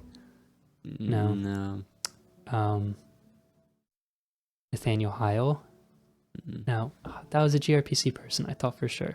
All right. I didn't go there. I just played soccer there. So can I settle on? We maybe played soccer against each other and recognized each other when we did the breakaway soccer camp thing, because I know you were at breakaway soccer camp, but I felt like I knew you before that. Yeah, I feel that way too. Man. Yeah, I have no idea. Oh, no idea. All right. Well, there We'll figure it out. we can move back to the other question. That was the one I had first on the list, I'm sorry. and very disappointing result. Okay, sunk cost fallacy versus being committed to difficult tasks. That one checked off. Yeah, it's checked off for sure. Was it the balance between having no expectations versus eagerly anticipating future events? It wasn't that one, but that's a great question. The balance between self-improvement and enjoying the comfort of modern amenities? Yeah, it might have been that. Okay. Yeah, I don't know. We took too many turns though. I can't remember what I was thinking of saying. All right. Man, that piano is distracting. I'll take the blame for the turns. When I looked at my phone and I saw how did me and Nathan meet, I'm like, all right, I gotta get to the bottom of this. And if anything, I got to. What's the opposite of getting to the bottom of something? I added more confusion and got to the top of it. You got to the top of it. Yeah, that's funny. All right, so we'll say soccer. We'll say soccer. It probably was. In one form or another. It probably was. What's the yeah, so all right. If you don't want to just get sucked into learning things and not doing anything, question remains, what are you trying to do? What's the point of all of your activities in life? What are you optimizing towards? Mm-hmm. What? You're giving livers to people. You decided that was a good idea. Yeah. A liver. I'm cutting it off. Just one and done. Yeah. You're not taking other people's. Well, the one side of it would be this was one of the disagreements at Curiosity Club, I think 2 seasons ago, where it was, can there ever be an altruistic act, where some of the people said absolutely not. As much as you want to think that there can be, there's always going to be some level of like, even if you don't tell somebody you're doing something good, there's some level of like, I'm a good person, so I should do this, and then justifying your vision of yourself because of whatever you did. So yeah, I think some people would give that answer of what is it all about, and it's like, it's just all internally, right? Like you're making yourself feel good. There's telling yourself systems. that the purpose is to do what, Essentially, it makes you feel good. Right. Yeah. Do Even what if you it's can. not in a superficial sense. Right. It's that. And I think the other side will also be doing what gives yourself meaning. Where on one side it'll be do what gives yourself meaning because it's self-serving. Mm-hmm. And the other side I think will also be do what gives yourself meaning because if you're a decent person, that would generally involve lending a helping hand to somebody or doing something that you feel is impactful to helping somebody or something around you. So when you're asking what are you optimizing, I feel like when it comes down to it, you're after some type of fulfillment, whether you take the route of everything is, you can be altruistic or you cannot be. I think both are still going to come at a crossroads if you're looking at something to make you feel like what you're doing is worthwhile. Mm-hmm. And I think that gets lost with my complaint of then people then reading the books and pretending like that is the thing that's worthwhile. Mm-hmm. I don't know if I'm communicating that properly. So what do you mean that altruism and non-altruistic acts converge? What do you mean? The person who would say that you can't have an altruistic act, mm-hmm. they're still gonna, I mean, like you said, look for meaning in validating the type of person they are, of like, I'm this type of person and I will do this. Right. I see. So yeah, it does come around to the same place. I see what you're saying. And you're saying all of those people fall into the trap of inaction. Not everybody. Not everybody, but yeah, I think both sides. Easily. Yeah. So I think a lot of people don't look at when you said optimizing for what or why are you optimizing? Yeah, I think that's what gets lost. Is like, why are you trying to become more efficient? Why are you trying to do this quicker and do that quicker? I think the way to really get down to something that's going to speak to somebody is, all right, well, at least in real estate, what they always say is the Simon Sinek, if that's how you say his name, Simon's whatever, some guy on the internet. I'm not sure I'm familiar. You'd probably recognize him. Probably. He will ask people why they want to do something. And you'll say, oh, well, I want to, I want to go to my job because I want to make money. Like, well, why do you want to make money? Like, well, I want to make money because my family struggled when I was growing up and I always didn't know where, my next meal was going to come from. And I want that security. Like, well, why do you want that security? Well, I want the security. Yeah, you keep going down. Right, until it's like 6 or 7 times, and then apparently at 7, for some reason, that's when it gets to like the actual why. Yeah. So. Yeah, that's really what I'm digging at for just you personally. What's that? Oh. Why? What's that? There was a disconnect. I didn't understand you were asking me individually. Yeah, I mean, I was asking you personally, just what are you trying to do? Not to cut off your story. So No, the story was going nowhere. We were not communicating effectively for that past like 10 minutes. That's funny. Yeah, I did not follow that. Okay, so. Yeah, what's your why? Why? Well, I think there's going to be different whys on different areas. Like, it's very easy to cast a broad net and say, like, you want to help somebody. But, like, that's why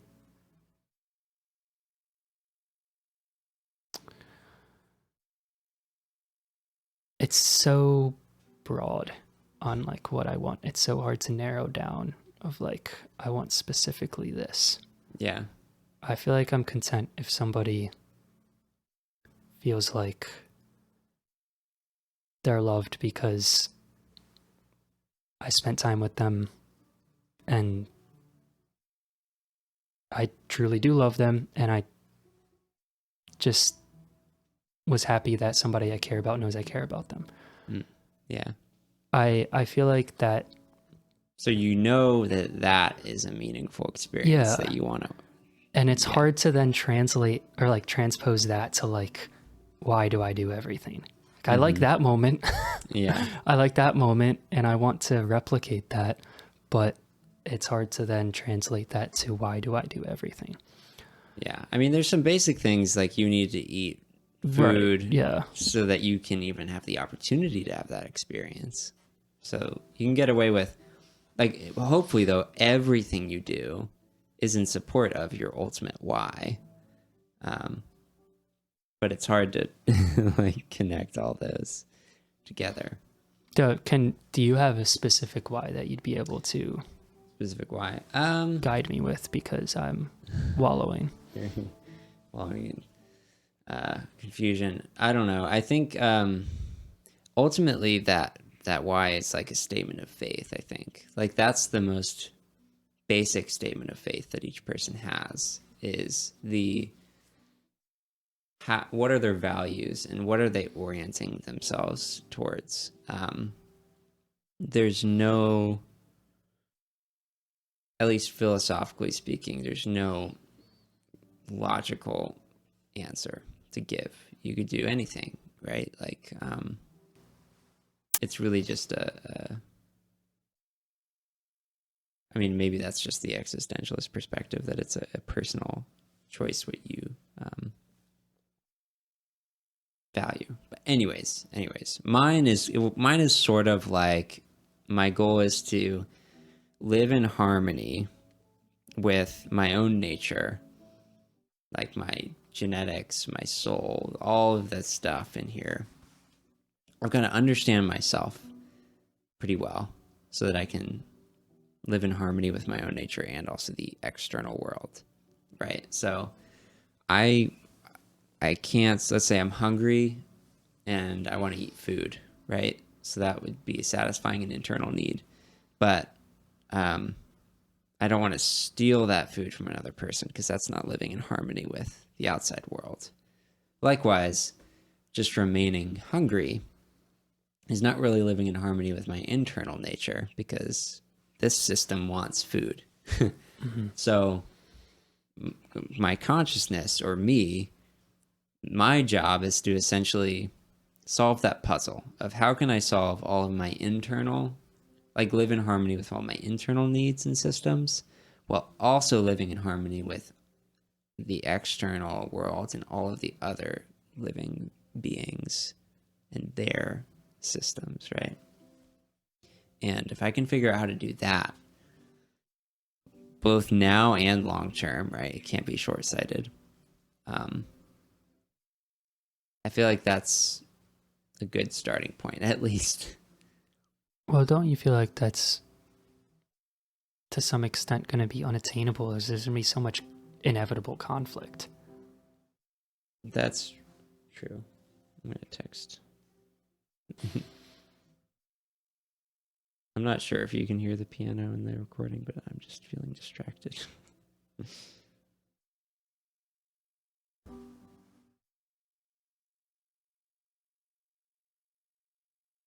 She's good at it.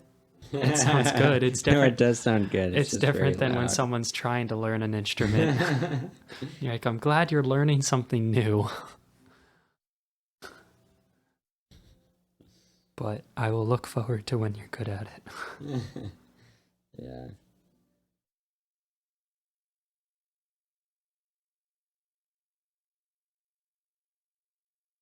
All right, I'm not sure. I'm not sure she'll see that, but whatever. All right, what was your question? Sorry. Well, you were explaining why, or your why, on living in Yes. harmony, and then I felt like that is kind of much What are you more. doing to my duck right now? Sorry, I'm just fiddling.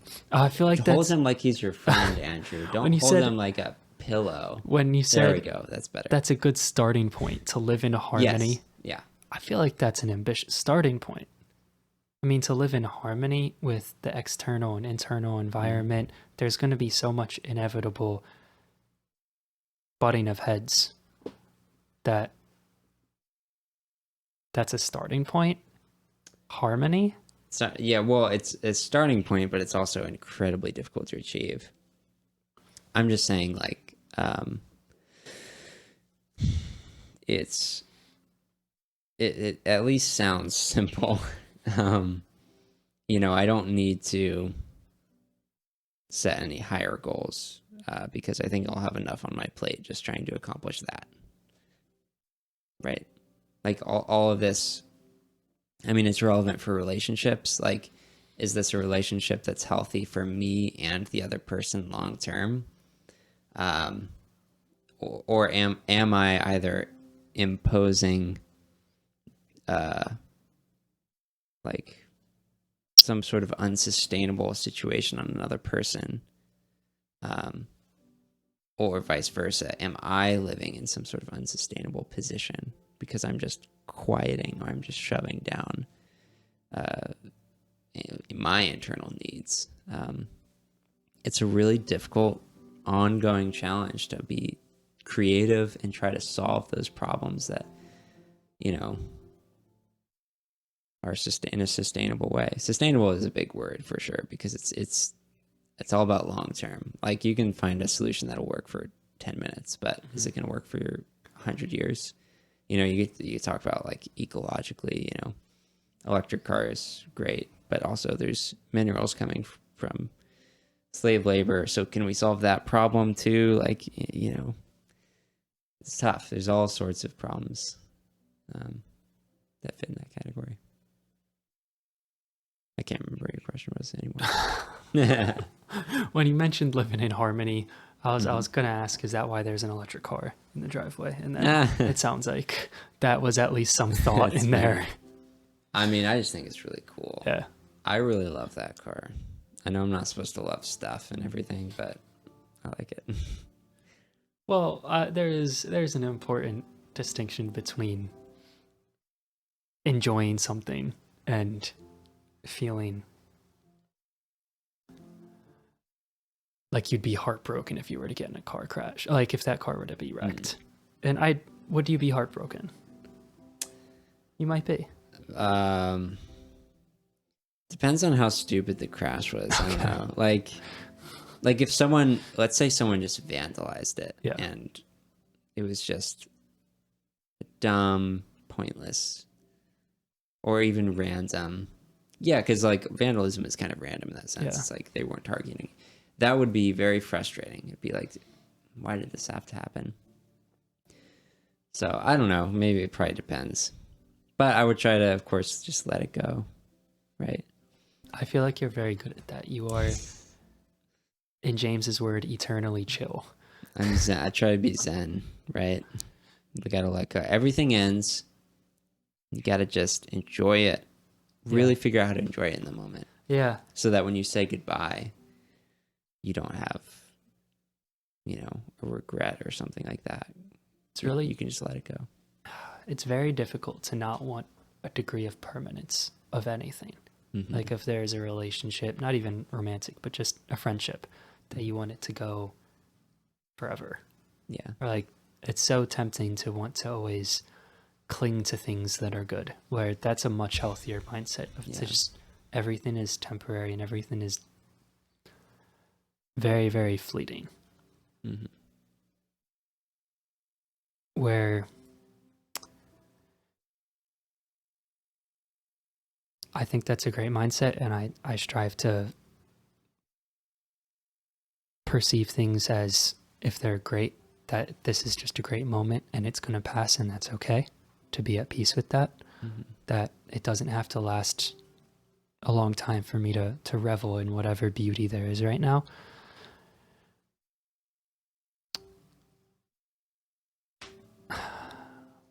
My question was then going to be something along the lines of, had I worded it properly a minute ago, of the line between enjoying the moment and feeling whatever that moment has, like we said before, the grief, the sorrow, or the positive ends of the elation. versus always having delayed gratification of feeling like you're always sacrificing, and intentionally, the elation for a later time. Where's the line between being responsible and not living a life of just constant instant gratification? Having delayed gratification?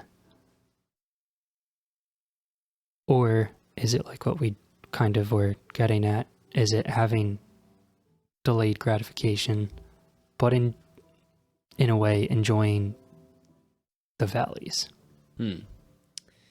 Yes, this is a great topic, because it's kind of finding the balance of those two things is a probability game in a way. I'll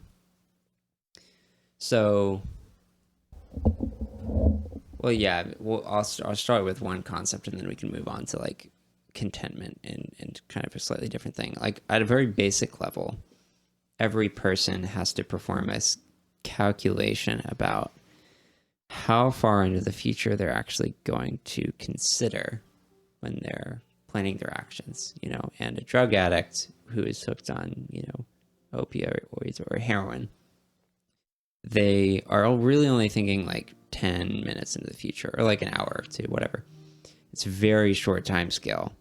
And let's say like you were terminally ill and you were going to die in a few hours.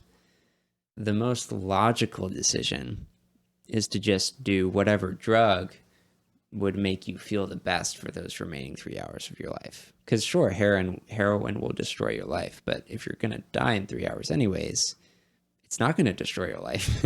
You're just going to feel great for 3 hours. So that calculation would be a rational one. Whereas if you were going to live another 30 or 40 years,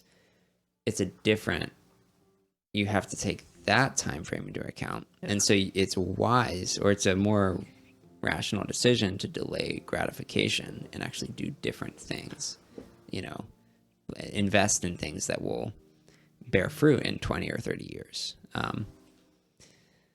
If you're 90 years old, it doesn't make sense to invest in something that will pay out in 50 years because you'll be dead.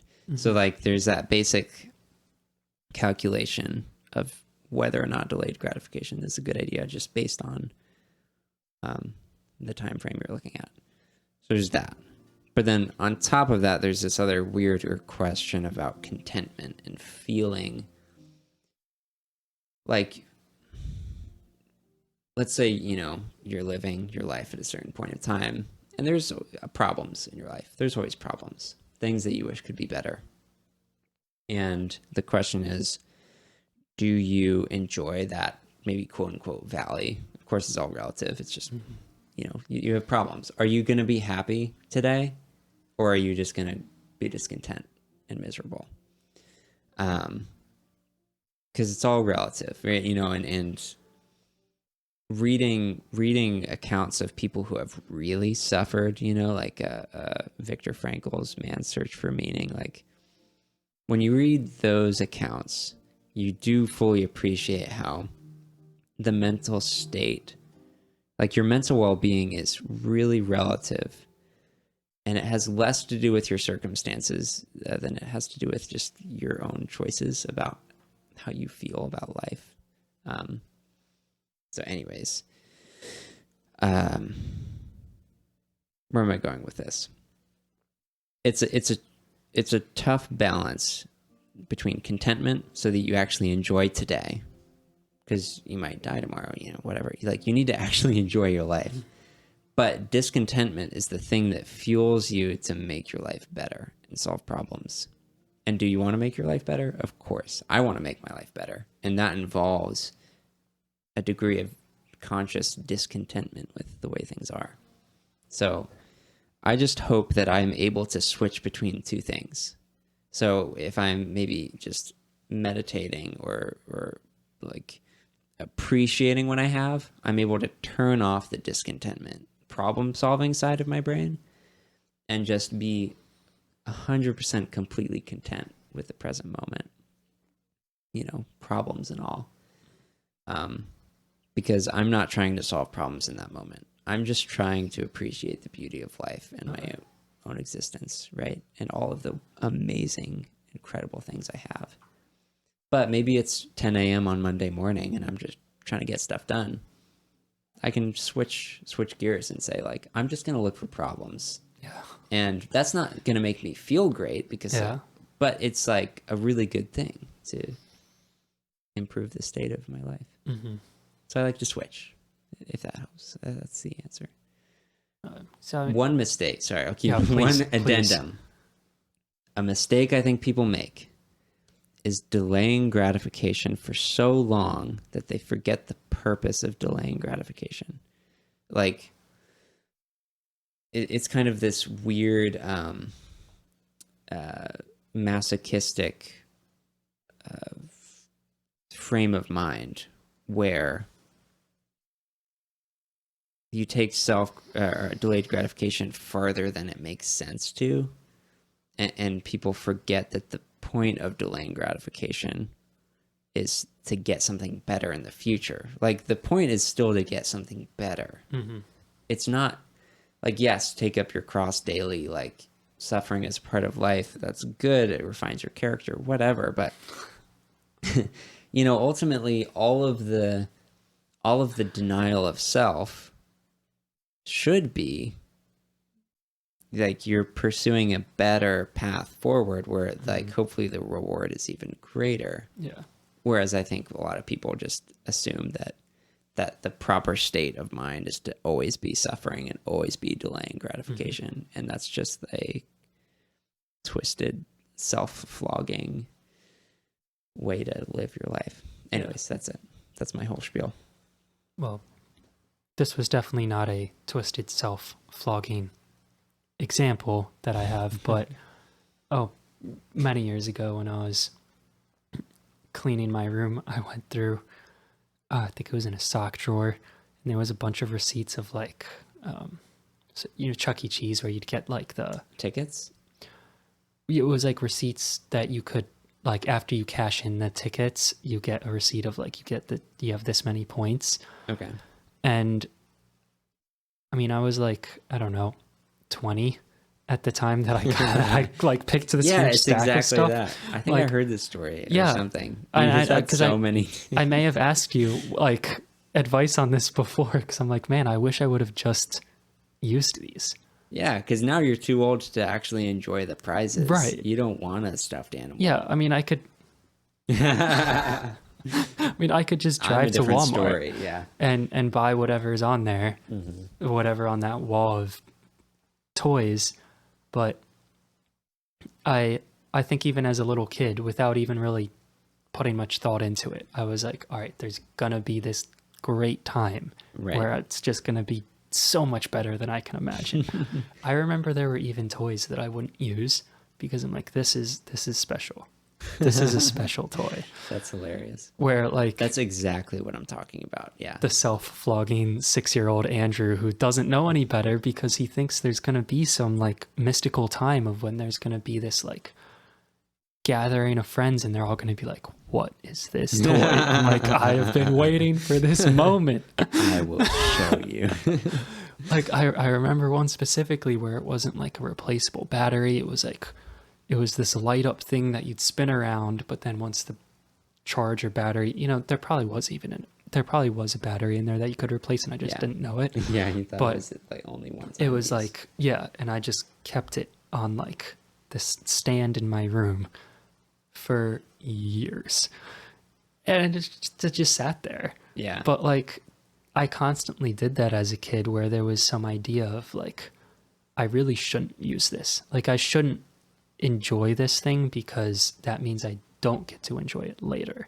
And to me, that felt irresponsible. Yes. If I was going to then play with this thing that was then going to be gone, because that was then denying future me a good time.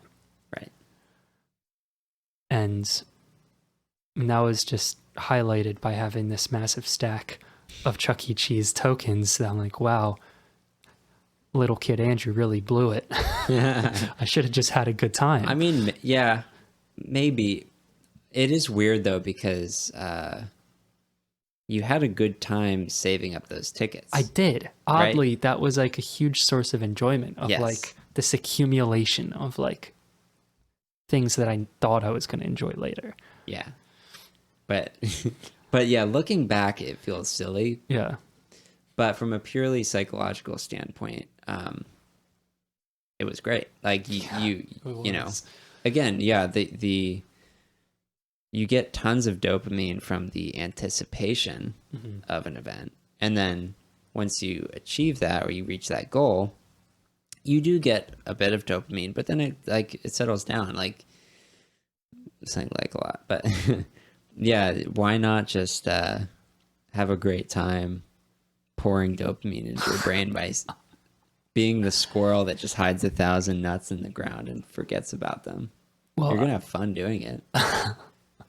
I constantly hear people say like,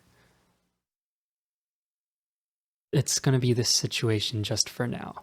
Like, I'm just staying at this job just for now. Sure, yeah. And there's going to be a constant stream of that just for nows. Like, there's not going to be some time in the future where it's like, all right, it all paid off.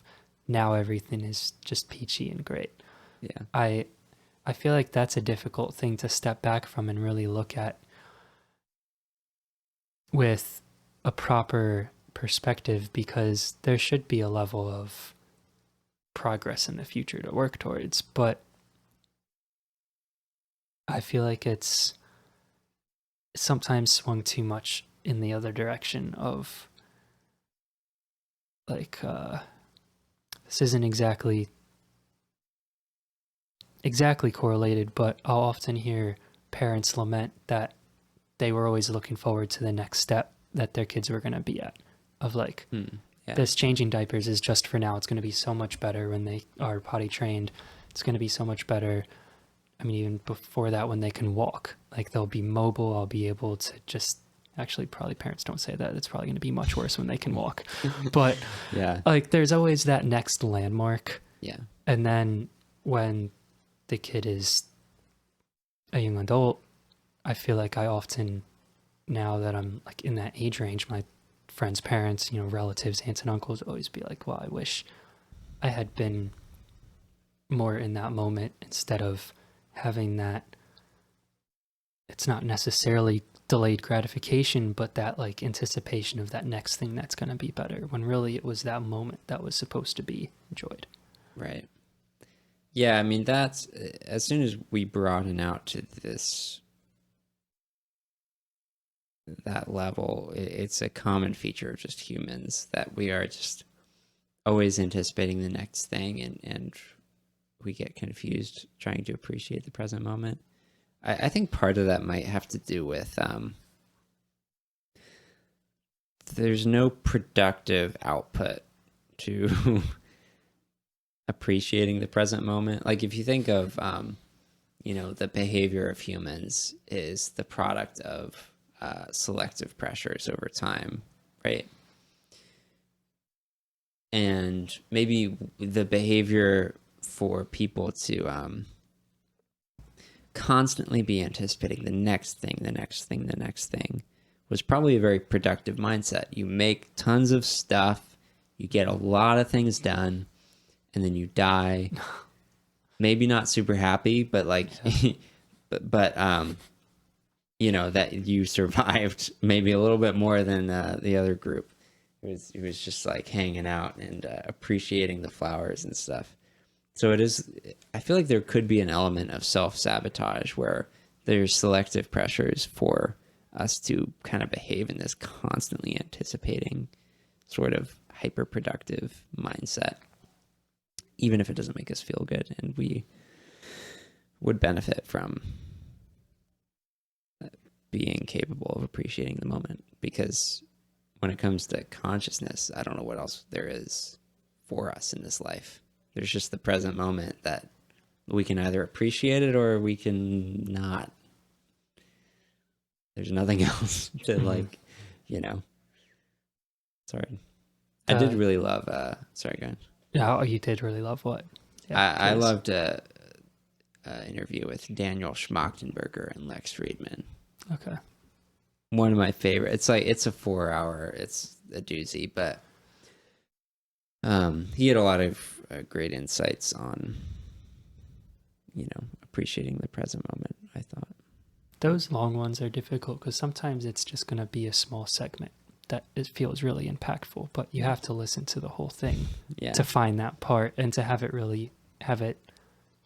land the way it should. Yeah. I'll have to check it out. There's lots. I think it might be my favorite podcast episode that I've ever listened to. There's a lot of good stuff in there.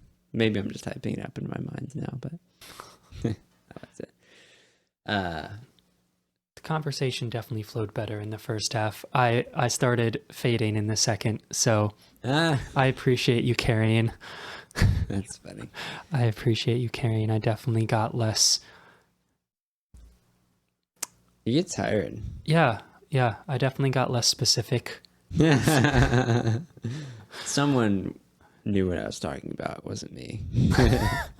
Well, that's probably a good time to wrap up then. Yeah. It was a ton of fun. You're a great interview, Andrew. Thanks for bringing your own questions too. Those were fantastic. I loved them.